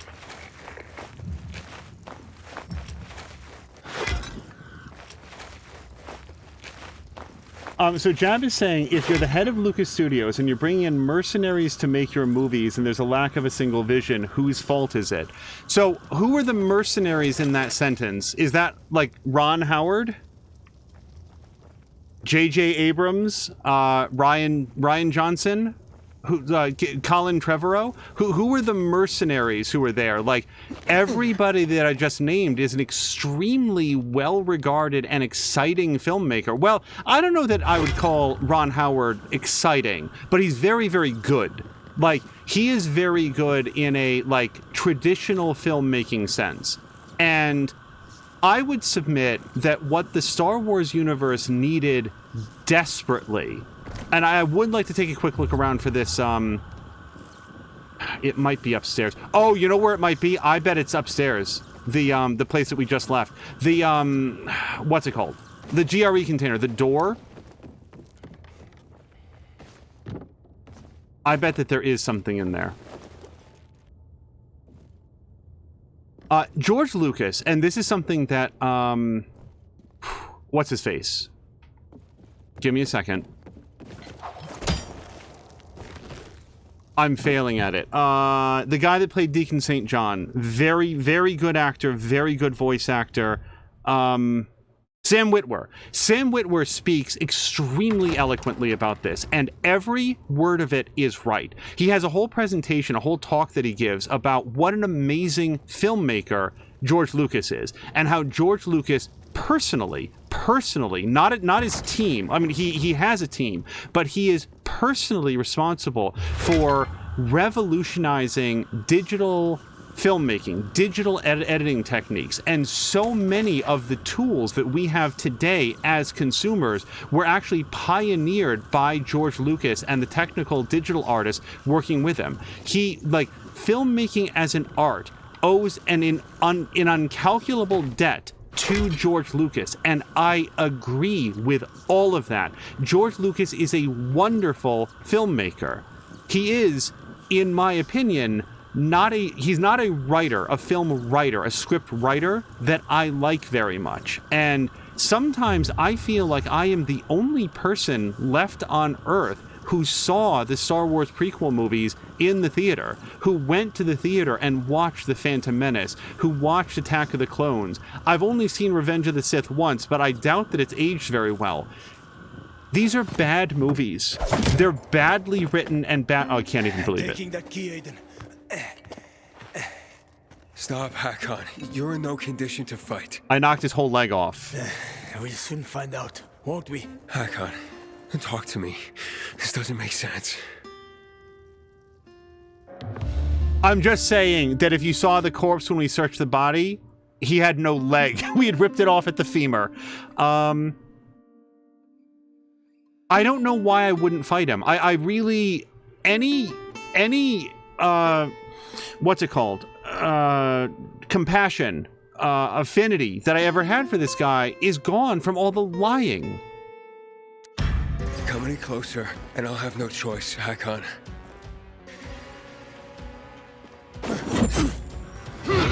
Okay, we're doing this again. Presumably for the last time.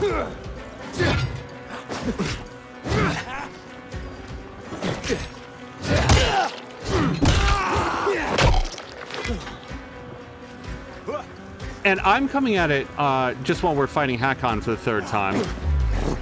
I really had a good time at The Force Awakens. The Force Awakens, yeah, we probably discussed this at some point in the franchise.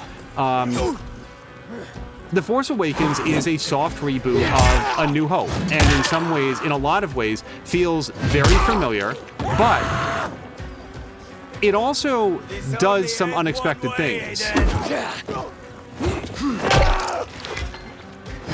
A lot of the marketing, for example, very deliberately misleads you into believing that, is it Finn? Yeah, that Finn is going to be the new like force wielding, the new Jedi guy, and instead you get Rey. That's smart marketing. It lets you know, hey, Star Wars, lightsabers, but it leads you to some wrong conclusions based on the marketing, so the movie still feels fresh and surprising. I thought that the work done with the original characters,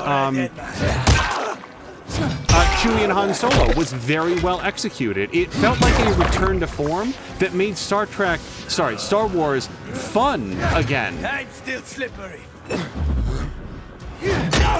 It wasn't people sitting in rooms and on couches having a conversation about trade disputes and political posturing. It was... You won't win. It was very, very true to the spirit of what I had liked before, and I thought that it set the stage to start telling new stories. And then The Last Jedi was a new story, and one that I think expertly learned the lessons of Empire Strikes Back in what a middle chapter needs to be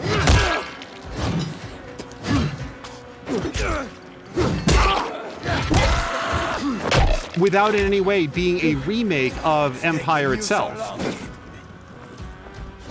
I think The Last Jedi is a very complicated movie. I've talked on many occasions about how I was not sure how I felt about it walking out of the theater, or indeed for days later. But okay, Someone's dying here, Aiden.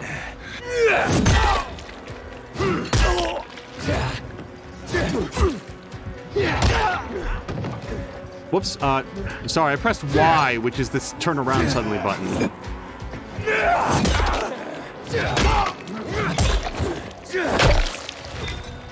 Okay, you're dead for real though, right? Uh-oh.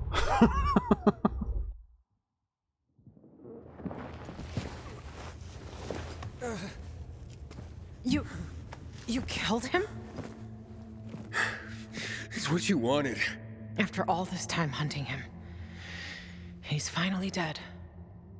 Thought I'd be looking him straight in the eye before I put a bolt through it. But now, he's just another body on the ground and a name checked off my list. Are you okay, Lawan? I can't even begin to know how to feel about this. He seems so vulnerable now. Can I help you with anything, or...? No, it's okay. I've just waited so long for this to end, now I need to be alone for a while.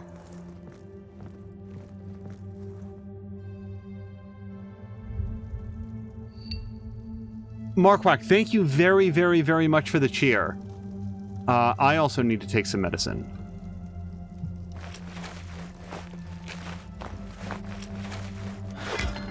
I found The Last Jedi challenging and thoughtful and very, very smart, and a lot of the depth, a lot of the necessity of what the movie needed to do was thoroughly entrenched in the movie that preceded it, in The Force Awakens, and by a very considered examination of who the characters in the Star Wars universe are and what would motivate them to take certain actions that were informed that now they have taken.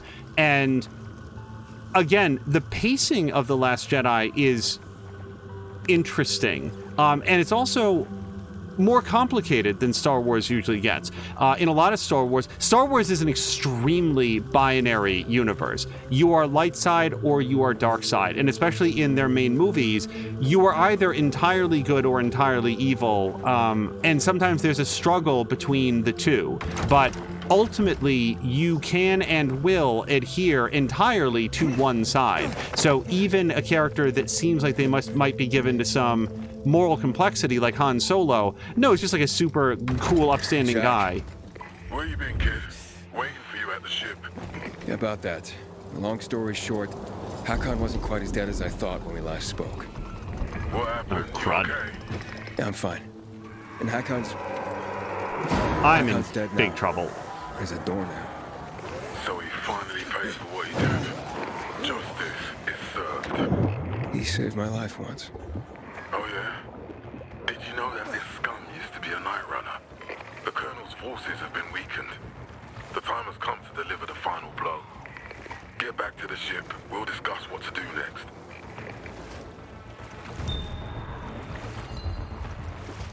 Okay, at least I'm sort of headed in the right direction. I needed to not be between two volatiles.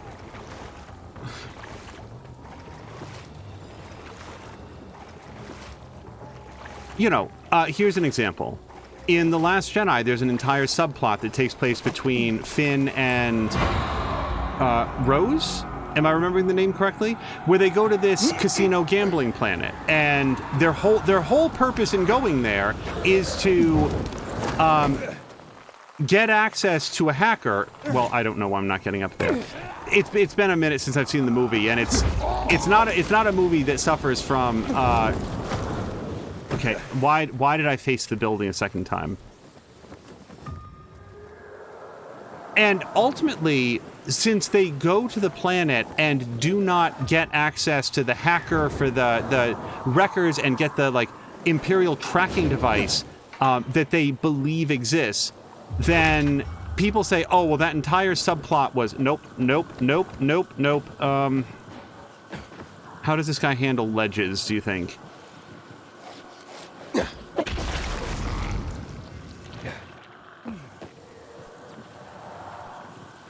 That their entire mission there was pointless. That's what I've seen, attributed to The Last Jedi. There was no point to going there. As though the conversations they have and the revelations that they have about the nature of the war and the entrenched shit, political and economic interests that want it to keep going because war is good for business, as though that meant nothing and would never have any repercussions. Now, in reality, it didn't have any repercussions because the whole purpose of The Rise of Skywalker was to unmake that movie and reassure you that, no, it's okay. You don't need to be challenged by a movie. We don't have to make Star Wars into a product that more accurately resembles the complexities of real life. We're going to keep it nice and basic for you. Good guys versus bad guys. And if any part of that starts to feel uncomfortable, here's a whiz-bang 10-minute sequence of people jumping through hyperspace at like increasing frequency, so you don't even have a second to register what's visually being shown on screen, much less what any of it means. And yeah, I know it wasn't 10 minutes. I need to go to a shop.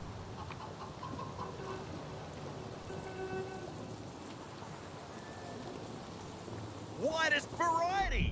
Looking to try. But I would submit. Look at all this. Why not? If the writer of the third movie in that franchise in that trilogy had looked at Rian Johnson's work and demonstrated an interest in following up on it in an equally thoughtful way, I feel like Star Wars was poised to really go someplace it had never been. Something really clever and inventive, rather than just retelling the same old stories with the same old characters. And finally, at long last, graduating to a story about a galaxy and not just one family. Definitely. And then The Rise of Skywalker came out and said, no, it's just the one family. There's nobody else. Nobody else counts. Nobody else matters. Sure. It's only the Skywalkers. That's all that matters. And that's disappointing to me. Let's sell all of our valuables as well. Let's do this again.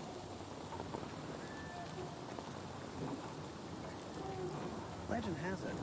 The Night Runners. Now, what might have been, like, is it just like profit? Just like, well, this is easy and it's going to make a lot of money?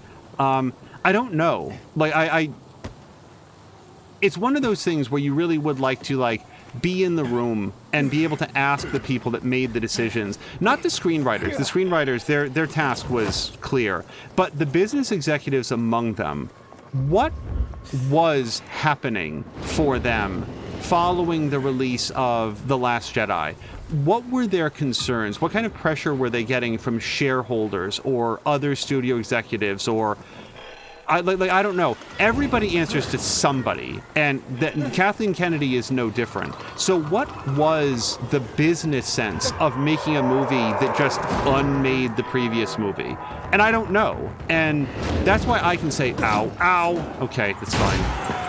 I can say that I very, very much disliked The Rise of Skywalker, but I can't point at, like, the person, or at least I don't feel like I can point at the person who did it and say, they're the ones that, like, ruin the trilogy, just because I don't feel like I have enough information to make that condemnation.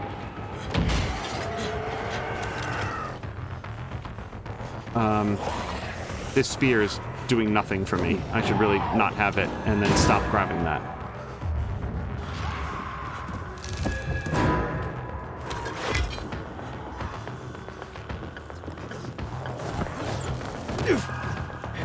I should also note here, it doesn't help that I haven't seen most of what is current Star Trek. I keep saying Star Trek. Current Star Wars. I have seen one season of The Mandalorian. I've seen the 3 current movies. I have not seen Obi-Wan. I've not seen Andor. I've not seen... Shit. Okay, I thought I went over the edge. I've not seen the second 2 seasons of The Mandalorian. And as I sometimes say, the only reason for that, the only reason that I haven't seen them has been time. Like I said, this vacation, we took some time to catch up on some of the Disney Plus shows for Marvel shows. And part of that, just for clarity, is just I feel like Marvel right now has more of a future to it. There's going to be more Marvel movies. I'm looking forward to the ones that are out there right now. I would like to see Secret Invasion, Secret War, what's it called? The one that just came out. So, like, working up to that seemed to be a good idea, but, like, I very much... I want to see The Mandalorian. I've talked about this at least once before. I don't want to see Gina Carano, and I just know that there's going to be a lot of Gina Carano in at least the second season. So I'm just going to have to, like, get past that. I'm not allowed to hit them with my weapon. We're just going to go. I'm not going to wait for them to snarl at me a bunch. Jab is saying, from what I understand, they lost half their audience between the first and last movie. I would say that's why. Hold on. Is this a mural? It is. Hold on, let's look at the doors. Collectibles. The doors. Insanity is doing the same thing over and over again and expecting different results. Albert Einstein. Is that really an Einstein quote? I guess I didn't know to whom... Oh, shit.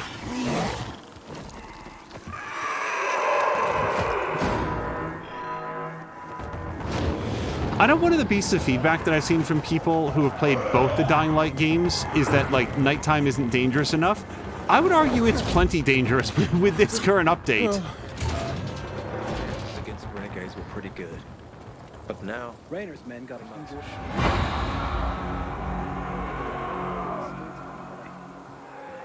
But, like, but that's the reason for why they unmade Last Jedi. Like, they made an entire movie. It seems to me like I don't know, like, I'm not in charge of a multi-billion-dollar global entertainment franchise, but I would think that the best answer to, like, oh man, audiences had a conflicting reaction. Not critics, mind you. Maybe I'd have to go back and double check. I don't remember the critics being particularly divided about Last Jedi, but the audience definitely was. And I would think that the answer to that would be to make a good third movie not a third movie that was dedicated almost entirely to telling people, hey, remember Rose? No, neither do we, because she's just going to stay inside now. Wave goodbye to her in the first 3 minutes of the movie. You don't have to worry about there being a Rose in this movie anymore because audiences didn't like her, so we just wrote her out. Like, it's that there's a level of petulance to the script in The Rise of Skywalker that are like the best. I'm not a big meme person, but I feel like the best summation that I ever saw of Rise of Skywalker was somebody edited it so that as it cuts to credits, it said written by Reddit. And that's what it felt like to me. It felt Rise of Skywalker feels like a movie that was crowdsourced, where they passed out a series of plot points to like an internet message forum of people that were very upset about The Last Jedi and had everybody vote on which ones would make it in. And secretly they were just all going to make it in, like regardless of whether they made sense. Rowdy bunch. Just what we When I need. tell you to piss, you piss. And when I tell you to piss off, you piss off.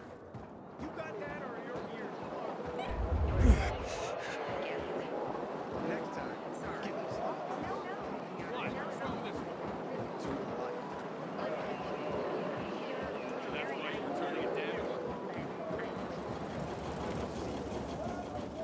Sorry, I keep feeling like as soon as I gotta not just round the corner. I kept thinking that we were 1 second away from having more dialogue.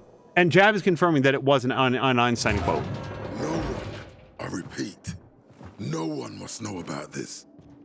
But sir, this is an extremely serious... Of course it is. But this is a private matter. Private? Yeah. Now get the fuck out of here. Jack? Aiden, glad you're here. I'm sure you'll be meeting Veronica Ryan soon. Thanks to you, we know more about what's going on among the Butcher's troops. There won't be a better time to hit them. So tomorrow, when we attack, I shall call on you again.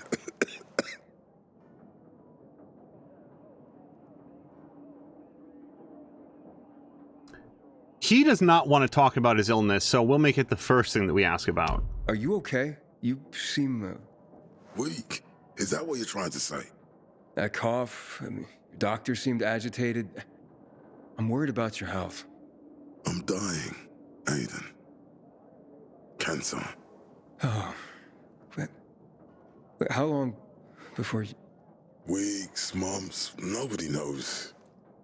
Medicine nowadays... How could anybody know anything, really? I'm so sorry, sir. I don't need pity. I need you to keep doing what you're doing. You know why? Because a man is only worth what he leaves behind. And I want to leave this world a better place. This city, a safer place. You mean without the Colonel? Yes, the Butcher. This will be my legacy. And that's all I need from you, to help me with that. But isn't attacking the Colonel of the Dam too risky? I know how to take care of the city. Aiden, think of the bigger picture. Hypothetically, isn't the risk worth it? You mean the lives of thousands? The city in order, the strong leadership, safety. Isn't all this worth anything? So, there is a risk then? There's never not a risk, Aiden. That's my point.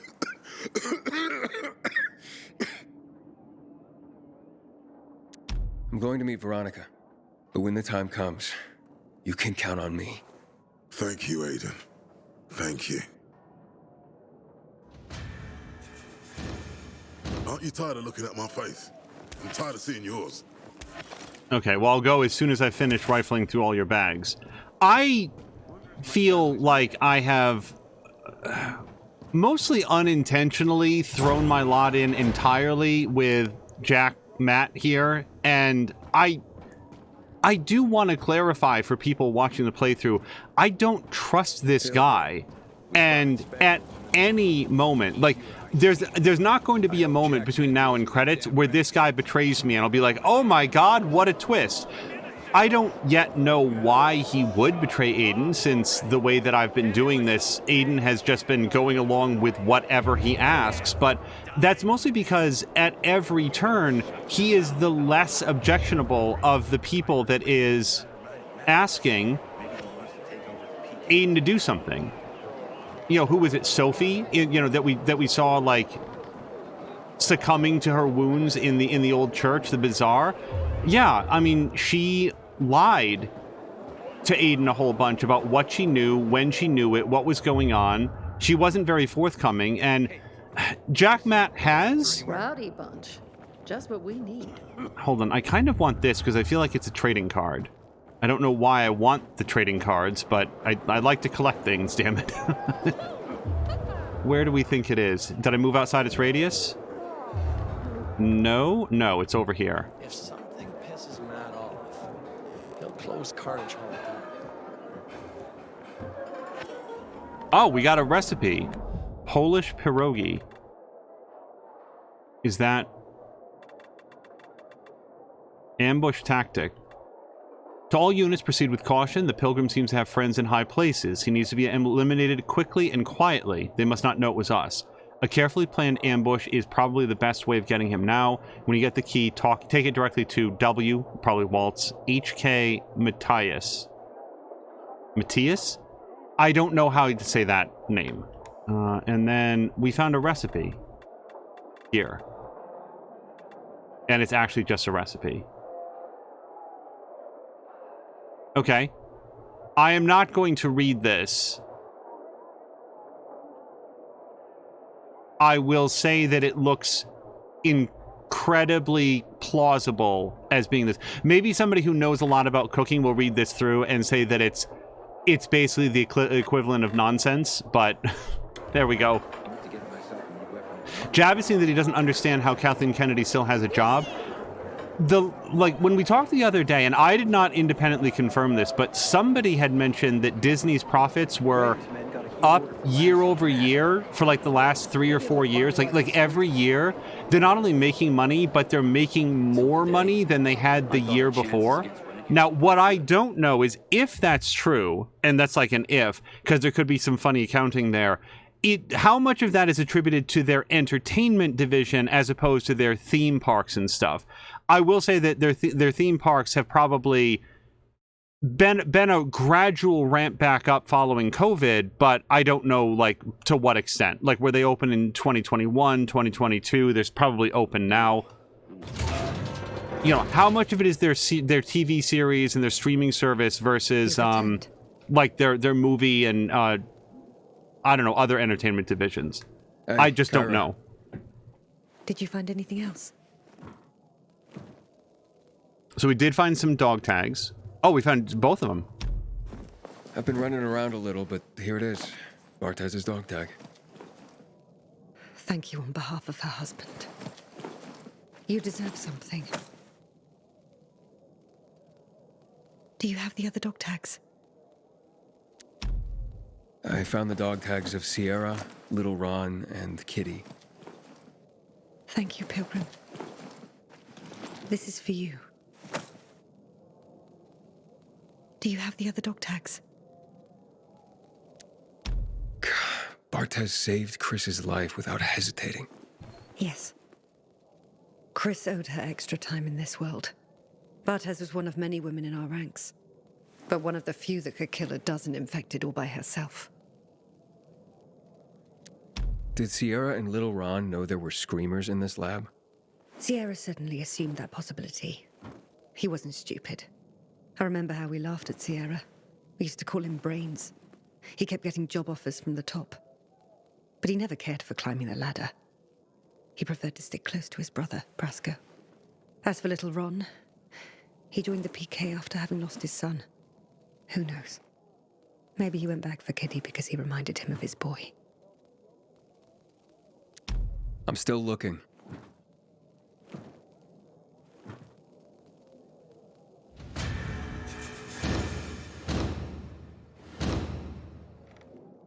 Okay, we've got at least one more. Now, Jab is sharing some figures that I have some questions about. Jab is saying that Disney's making money, but not their movies. Before the most recent indie movie, the Dial of Destiny, I think it's called, they lost $900 million in the last year. Now, what collection of movies did Disney put out in the last 12 months that had a collective budget that minus their box office revenue, they lost nearly $1 billion. $900 million. That's a surprising number, because granted, I can't name all of the Disney movies that have come out within the last year, but that seems like a lot of money for their movie division to have lost. Hold on. We need to decide where we're going. We could go do this carrier's mission. Or, oh, you know what? Hold on. I need to go talk to the book club. I should have done this while we were in here. Because, like, we have to go talk to the librarian. And then Jab is saying that Disney Plus is losing billions this year. I would be interested, I think I would need more information in, like, losing, because is this content that is this money that they're spending to produce new content that will be released over the next year or next 2 years? Because now I would think that now that their infrastructure is set up, like they've got their Disney Plus servers out there, they've got their interface, you know, there's going to be certainly refinements and additional changes. A lot of their development, like their software development, you would think would be in a fairly steady place. So their actual operational costs would be in the actual production of new content. And I can imagine, like again, having just watched Moon Knight, yeah, like that show looks like it was probably very, very expensive to put together, and was. I think when I looked it up afterwards, it was like the top streamed series for like 60 days after the release of its like first thing, like globally, among all the different services for the numbers that are available. Moon Knight was one of the biggest, or I think the biggest stream series for like 2 months after the release of its first episode. I have to say, Aiden, I haven't seen Albert this happy in forever. Thank you for what you're doing. Here's a list for your next book search. I've enjoyed our talks, but I tend to hog the conversation. Are there any questions you'd like to ask me? She's really into Aiden. Is there any reason that Aiden's not into her? Not that I can think of. Well, actually, I am curious about something. Wonderful. What would you like to know? I get that you're a romantic, but are you into subjects like science? An interesting question. Hopefully my answer will be worthy of it. You ask, though, as if they are entirely different ends of the spectrum. But to me, they are parallel notions. Whether it's science or romance, answers to questions are often best guesses based on what can be observed. With a different perspective, the same information leads to a different answer. For example, the sun was once a fiery god that, with better observational tools, was revealed to be but a fiery ball of gas. How do you feel about science? Especially given its role in our current mess. I don't think that Aiden would say... Well, no, Aiden would say it's bad because he was experimented on as a kid. Between these two options, I want to go with it's fine. I would even add critically important. But Aiden was scientifically experimented on as a child. He's not going to see any benefit to this at all, I don't think. And nothing else that we've ever seen in his character would lead me to believe otherwise. That sucks if you ask me. It doesn't look like technology has done us much good. We're fucked. And we're gonna stay fucked because of these mad scientists. Language, Aiden. I appreciate your passion, but please. Sorry, Thalia. I think it's best you go now. I have to return to my work anyway. Sure thing. Hope to see you next time. If I'm not too busy. Oh, I tried to answer. I wanted Aiden to be honest about answering the question. Even knowing that that was not the answer that she wanted to hear, I was like, Aiden is not... Hold on, do I need to stop by the Craftmaster for any reason? Well, we could see if we could upgrade something. So Jav is saying that when you're making $300 million movies every year, it doesn't take long to lose $900 million. What'll it be, pal? As long as every movie has a profit margin of 0, you'd get there after 3 movies. What I don't know is, I guess, at issue here is, to me, like the question is, why does Kathleen Kennedy have a job? And I would think that absent some sort of personal, social, or criminal scandal, or losing the company money, they would keep her on. Like, as long as she's making money, that's whoever it is that Kathleen Kennedy answers to, which is like going to be like the president of Disney, the CEO, like the investors, the shareholders. Those are the people. See, I want to keep upgrading our regeneration booster and stuff, so I don't want to do this stuff right now. So as soon as she's not making money, I would expect to see her out immediately. I think that is ultimately the only thing that the people in charge care about. Literally nothing else matters, up to and including any personal scandals or whatever. I think that her bosses care as soon as it threatens their financial bottom line. Now, the fact that she has not yet lost her job doesn't mean anything to me about their bottom line. She could be fired by the time I end this stream. Like, I have no idea. And, like, on, like, the profitability or lack thereof of Disney is, I think, of interest exactly as long as the topic of why does Kathleen Kennedy have a job? Outside of that, like, but, like, at least for me, and I would think for most people, I don't care at all if Disney is making money. Like, it's interesting for the purpose of this conversation right now, but my interest level in Disney goes exactly as far as, are they making entertainment products that I enjoy? Oh, God damn it. Just right away.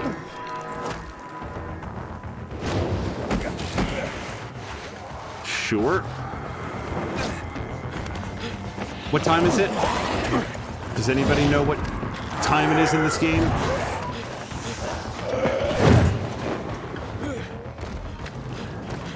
All right, well, we'll hang out here for a second.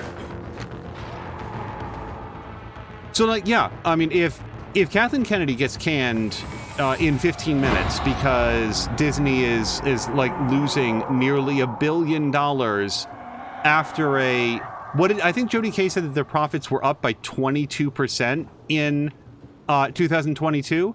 Like, that's really, really good. And I think that a lot of that was their, like, theme parks probably coming back online. But yeah, if Kathleen Kennedy gets fired right now, that's fine. It doesn't make any difference to me. Oh boy. But what I doubt would get her fired is YouTube creators ascribing to her some Machiavellian desire to ruin all of entertainment or whatever it is that this goes nowhere. Like, this goes absolutely nowhere. Ugh.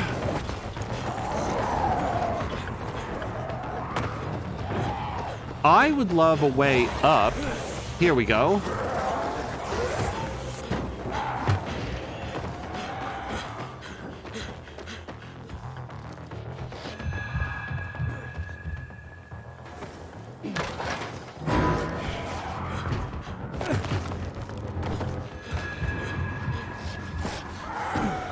Up.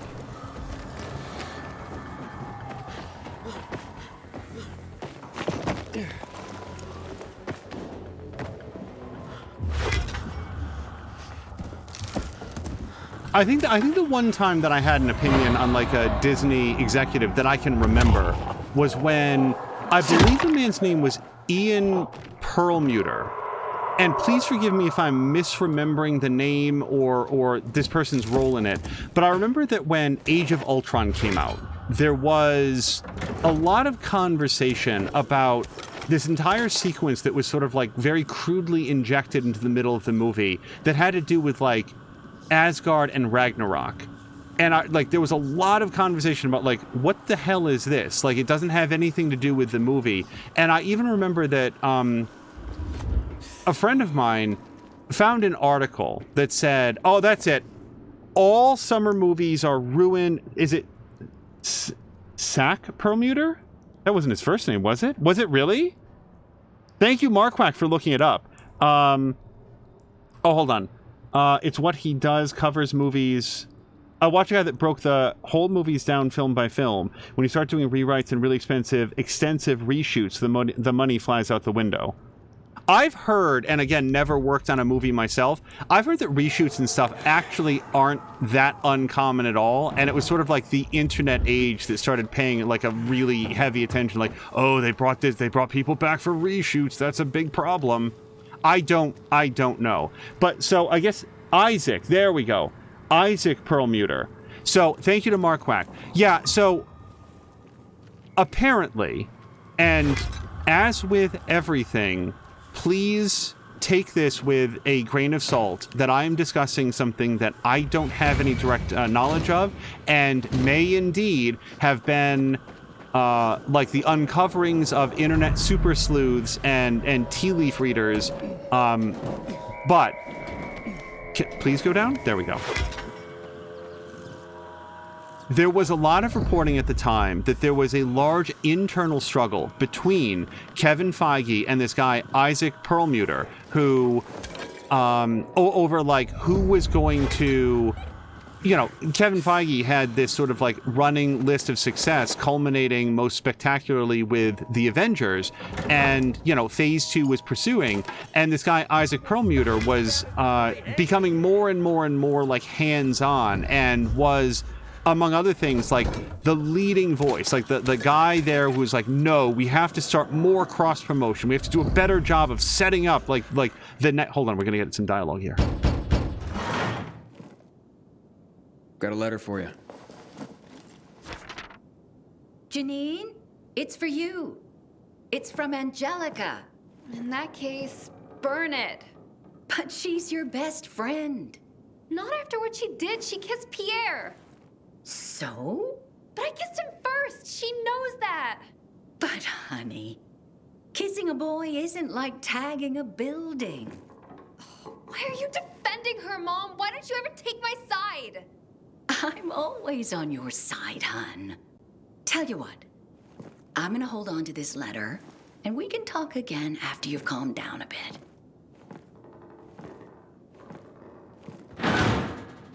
Wait.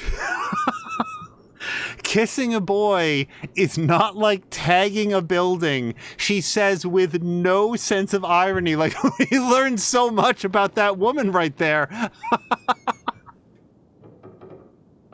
Oh, I really like that. Like, I'm just sitting there like, hey, I'm still here. This is really none of my business. But I do really appreciate the line, kissing a boy is not like tagging a building like that. Then I could really see you being upset if they like, this was your building to graffiti, and then they disrespected that. That's when you got to get real with people. Oh, that's way too early.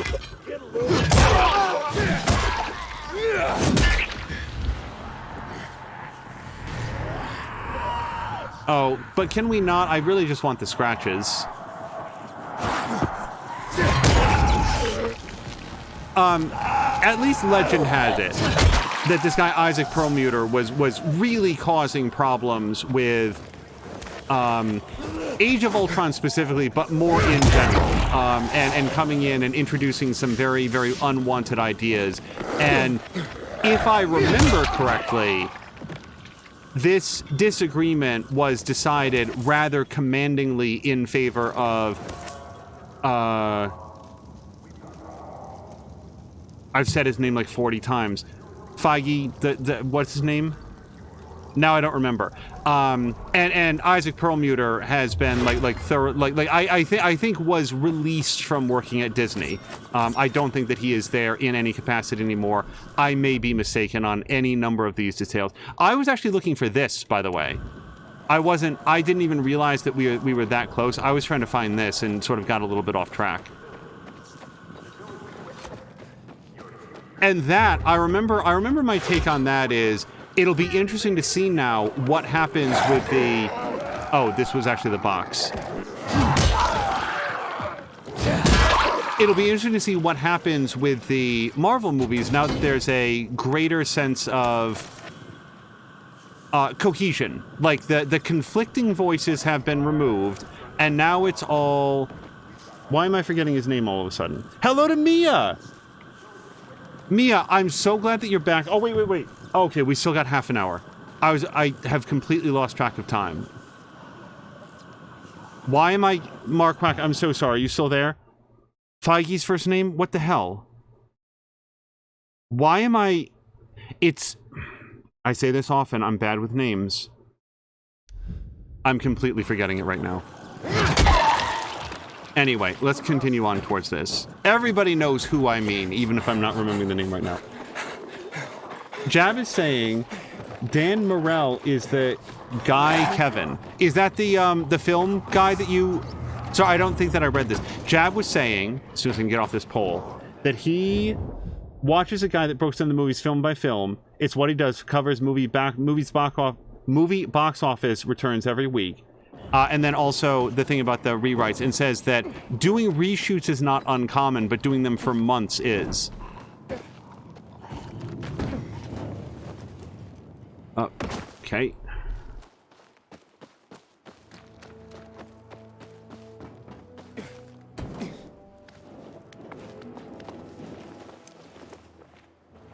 Oh, but, sorry. Mia has returned from a major drumming event that she had.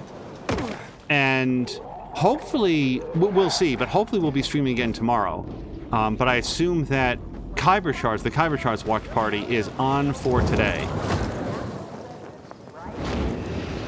And that's why we've got about half an hour left. Just heading towards this delivery spot. Jab is saying Dan Morell is the box office guy, and it's Kevin Feige. Thank you, because I don't know why I was suddenly completely blanking on his first name.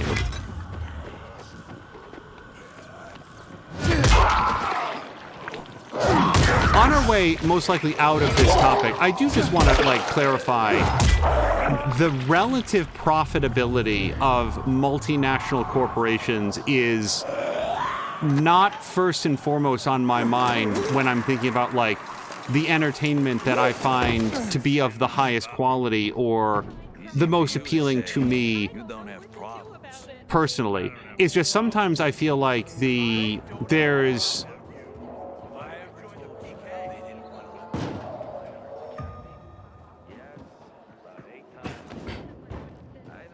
a lot of analysis, and I don't know the person that Jab is saying, but elsewhere, particularly on YouTube, I just feel like there's a lot of analysis that really needs to be put into double thick quotation marks, because it's mostly just based on I don't like this, therefore the people who made it are bad and corrupt.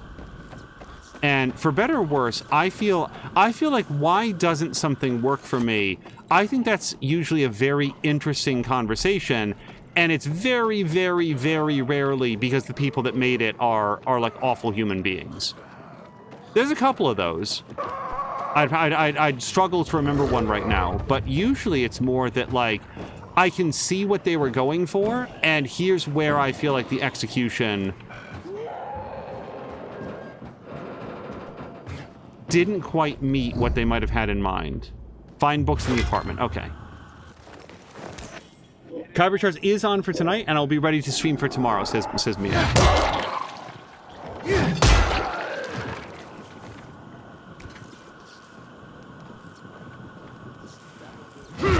Okay.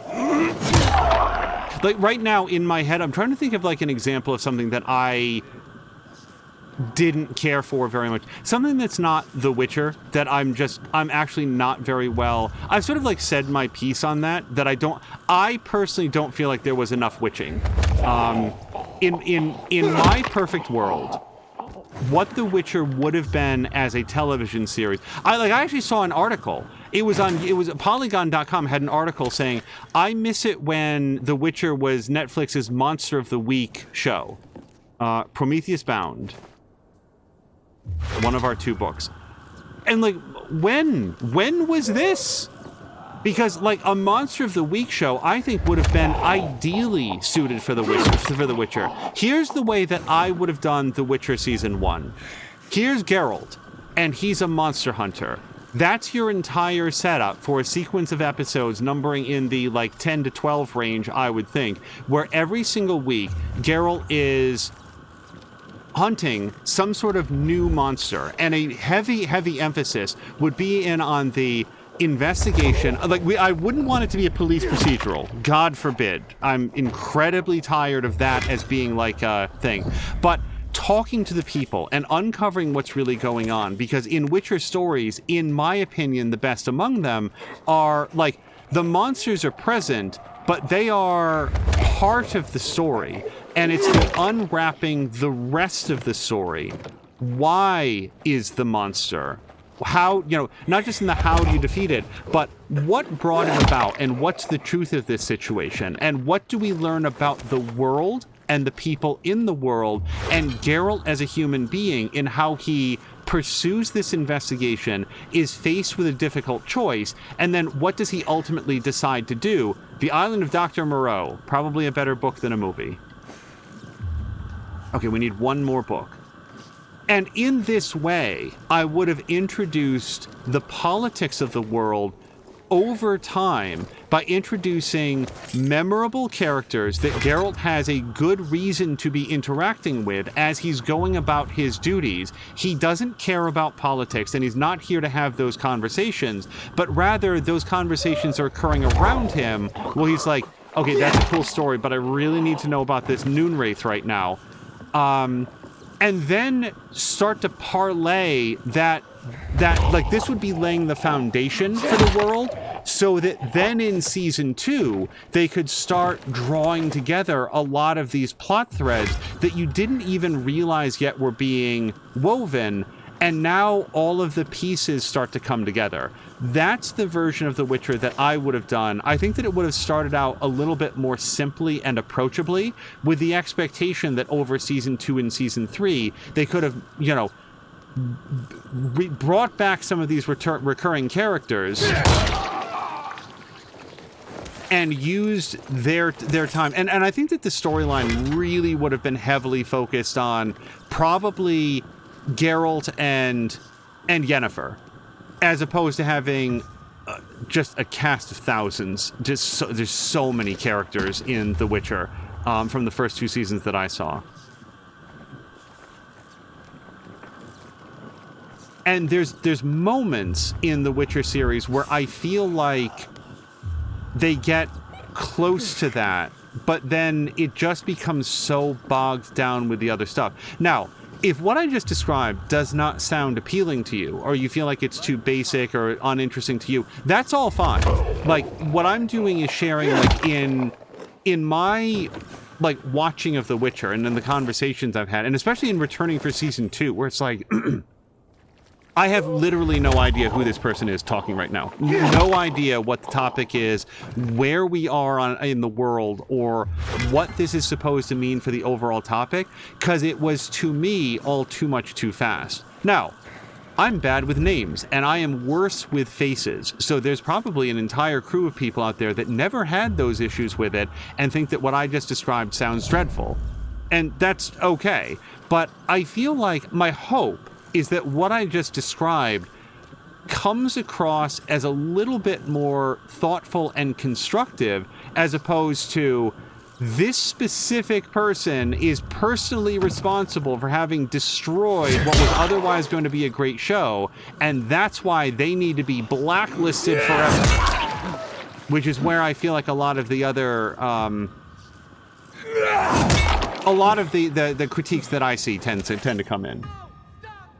Javising, the big thing is movies are just costing too much. And so are video games, I think, as well. If you're making $300 million movies, including ads, it needs to be $1 billion to turn a profit. And Salmon is saying, you know, if they just released season 1 in chronological order, it would have been perfect. I really enjoyed The Witcher season 1. The non-chronological, I think that I shared this before, that to me wasn't difficult to suss out at the end. Wow. Okay, that was... There's a reason that we put the gore and violence mark on this, everybody. I'm looking for one more book in this apartment. And yes, there's one more book in this apartment, and here it is. The Torah. Okay. Now, I'm going to go somewhere else.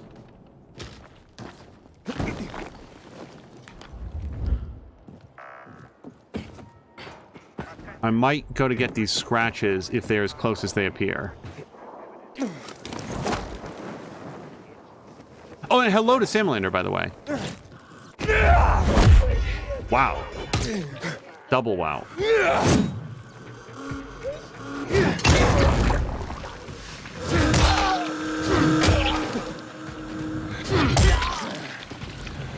Yeah, police procedurals and I had our era in the sun, and I am way, way, way past them. I remember when Fox decided they were going to do a television series based on Minority Report, and it was just a police procedural. It was just... They could have slightly changed the theming of it, and... Well, I mean, Limitless. I think it was NBC. Was it NBC or ABC that made Limitless into a television series? And guess what? It was a Solve the Crime of the Week police procedural. There are good police procedurals in the world.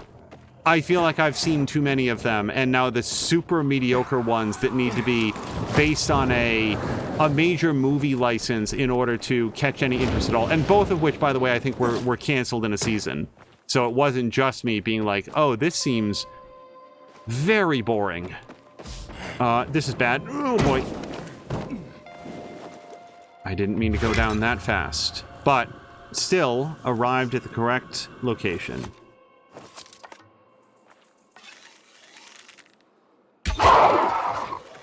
Did I double kill? No, I just knocked that guy backwards. I thought that maybe I'd gotten a double kill. So this person, we can just choke this person out.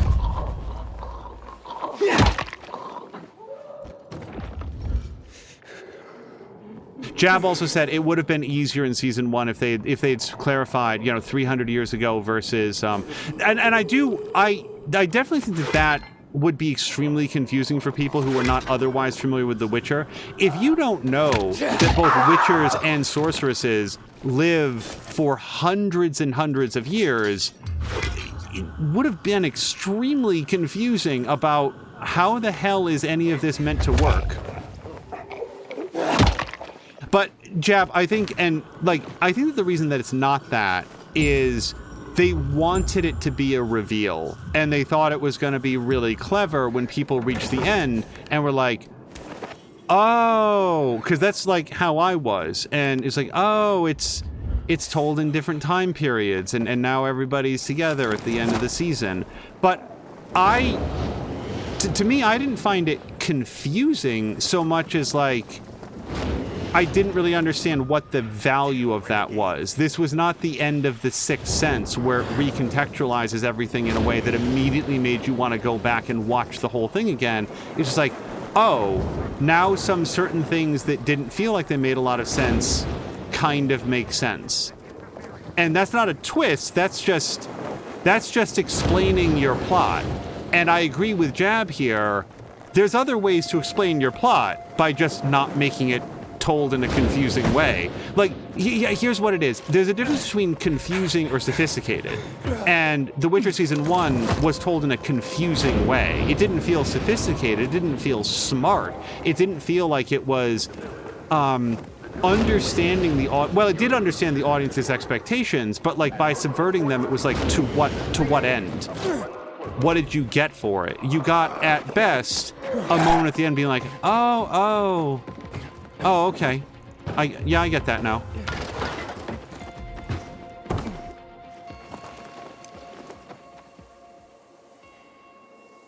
Sam Lander said the ageless characters annoyed him, and Jab is saying if that doesn't work and people don't get to the last episode because they're watching... Oh, yeah. No, I don't think that it was a great decision. It's just that to me, that wasn't the most egregious decision of the ones that they made.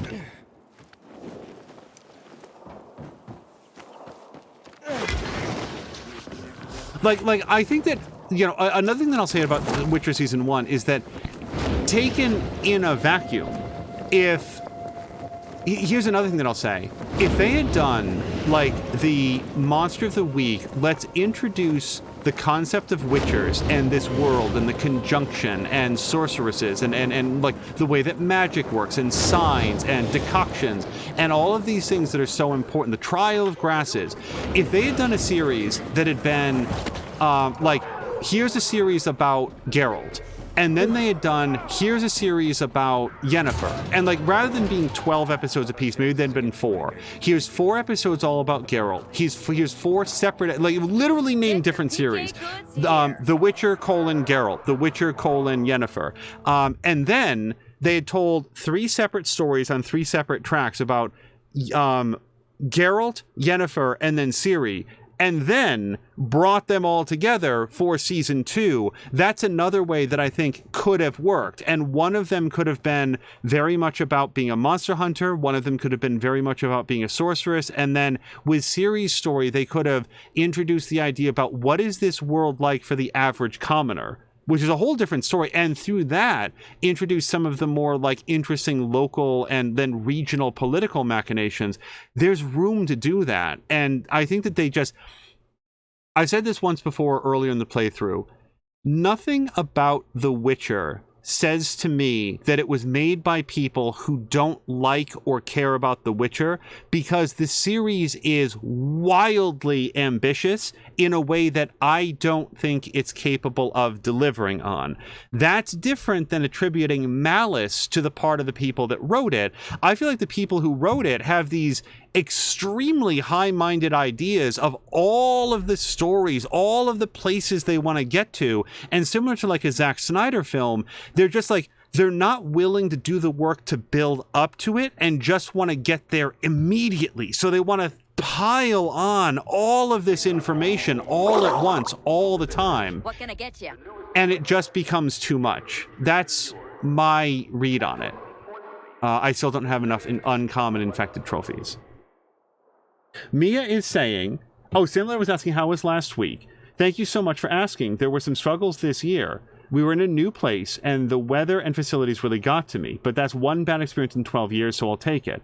And the fires themselves, especially Friday nights, were absolutely blew her open.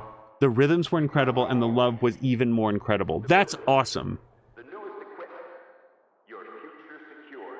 Oh, and hello to Crow, who wants to beg to differ. Crow, I'm all ears. I will note that we are 15 minutes from the end. But, Crow, can I also... First of all, am I...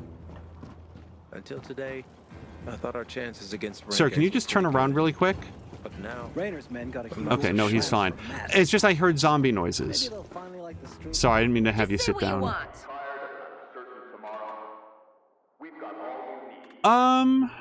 Can I upgrade this? I can. Let me upgrade to the legendary thingamabob, and then I'm going to build one, because we've had a bludgeon for a long time. Oh, but Crow, I had a quick question for you.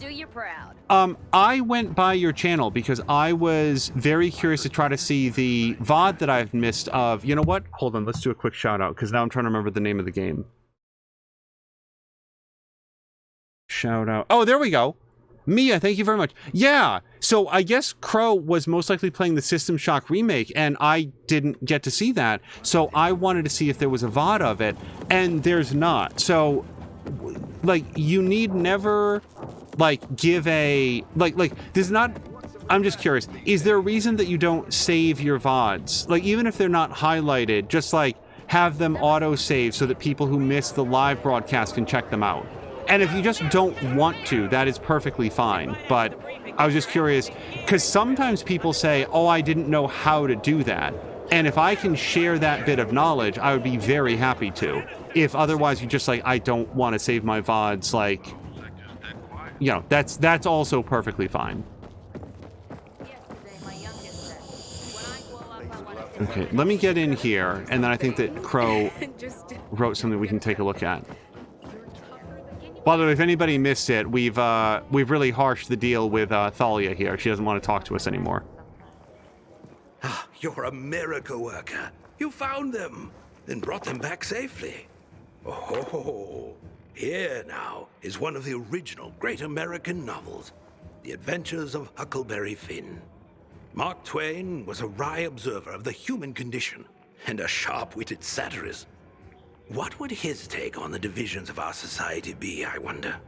Here we have what is known as the Written Torah, an introduction, if you will, to the origin story of the Jewish people, and part of the larger concept of the Torah that includes all their teachings, culture, and practice.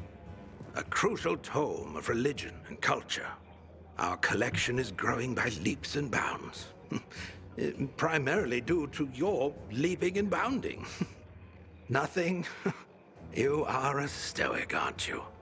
Damn, thought you'd have a better sense of humor than Thalia. Ah, well.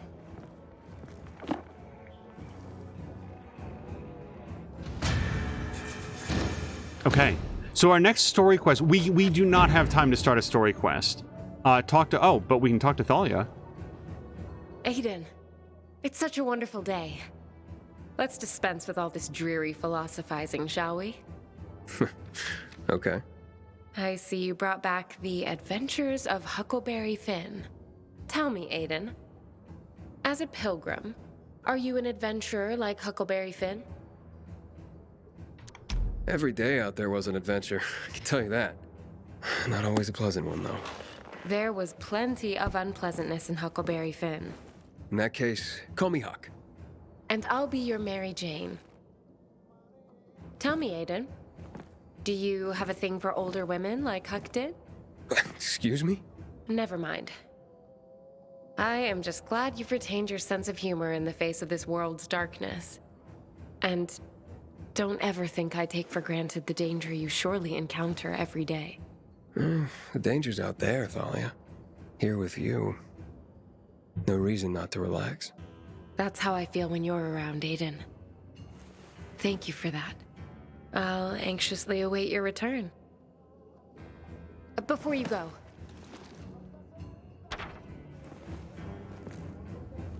I don't like shining the flashlight directly in people's faces, because I feel like that's over bright, but otherwise, like, a lot of the dialogue scenes are practically in silhouette. All right, let's see where the things go. So Crow was saying that she can't save VODs because she's not an affiliate. Now, Crow, they may have changed the rules since, like, there might be new rules in effect. However, when I, before I became an affiliate, we could still auto-save the VODs on this channel for like 10 days and stuff. It's either 10 or 14 days, I forget which. And then if you get turbo, then you can save it for longer than that. And it's literally just a toggle in Twitch. If that toggle is not available to you, there could be like regional differences, but no, there wouldn't be because we both live in the United States. So I can tell you where the toggle is at this time if it would be worth double checking. And what the other thing that you said, sorry, about the not streaming consistently or whatever. Let me just get it exactly. I started off but didn't have enough followers, chatters, or views, and then I had to give it all up, full-time work, etc., and no quiet space to do it. We've discussed that before, though, and now I have the followers, but no time to get the views and chatters. And Maxine is turning in. Maxine, have a great night. Thank you so much for hanging out.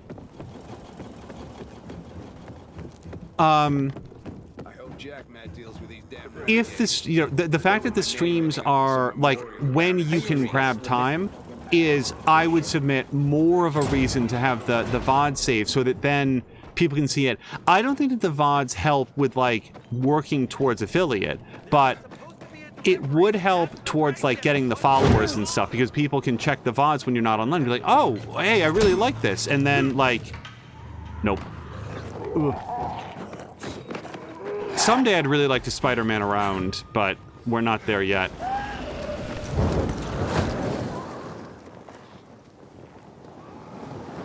And then Crow is also saying, and it scrolled back a bit, so just give me 5 seconds to take a look.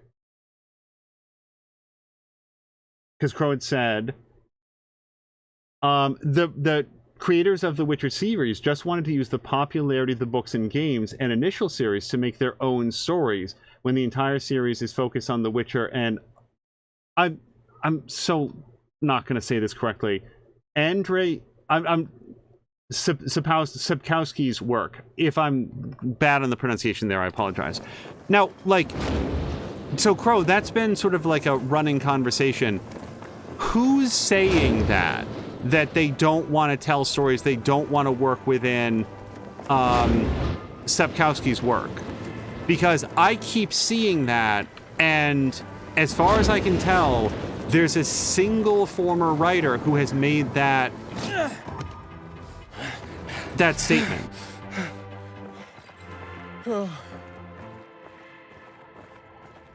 Hold on.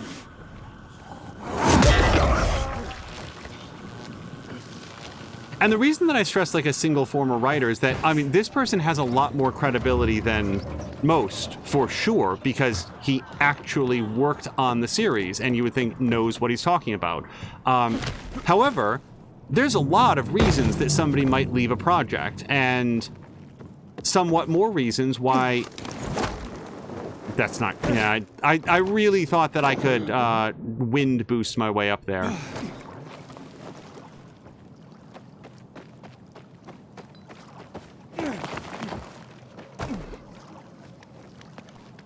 I feel like I've spent, if this was like a random thing that I saw once somewhere, I don't think that I would think much of it. But the fact that this particular narrative continues to be a central focus to the point where nearly any information that comes out about the Witcher television series is invariably bookended on either side by people who are extremely angry at the producers for all of their, like, you know, alleged malfeasance and how much they, let's go to 3,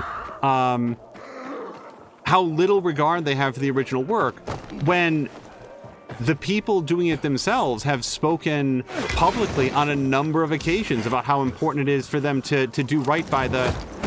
It's a terrible jump. And I'm hoping that at some point there will be clarity on this.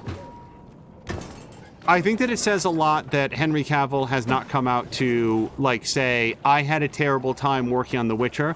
I think it also says a lot that he has not come out to say, I had an awesome time working on The Witcher, and everybody who's spinning this narrative is completely wrong. Because he could just as easily say that, and he doesn't. He is actually saying nothing about it whatsoever.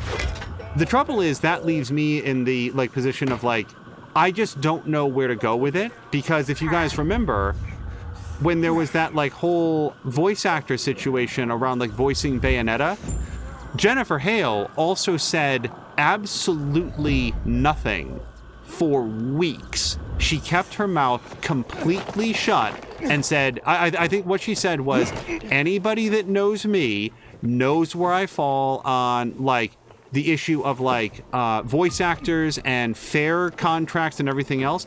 And so I would ask that everybody withhold judgment until more information can be made available.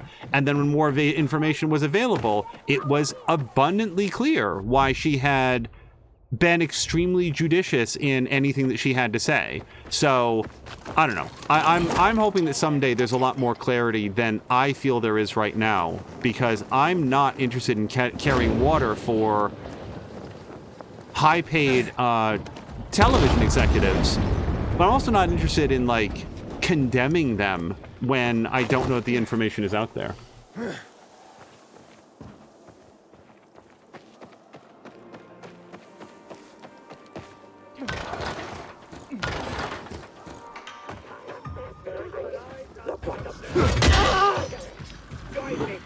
Nope. Okay, did I? Okay.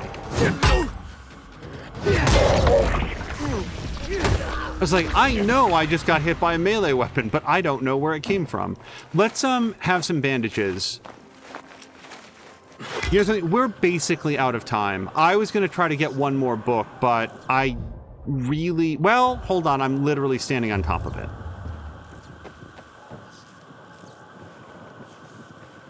Oh, and Crow is saying that Henry Cavill is too much of a professional and his silence says everything. I would like his words to say everything. Hopefully someday we will get the full story.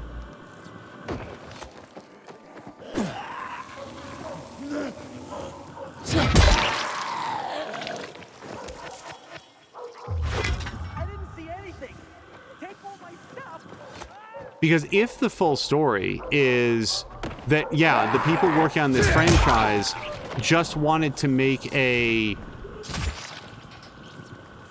I don't understand why lobby for The Witcher if that's your goal. If you want to make, like, your own original stories.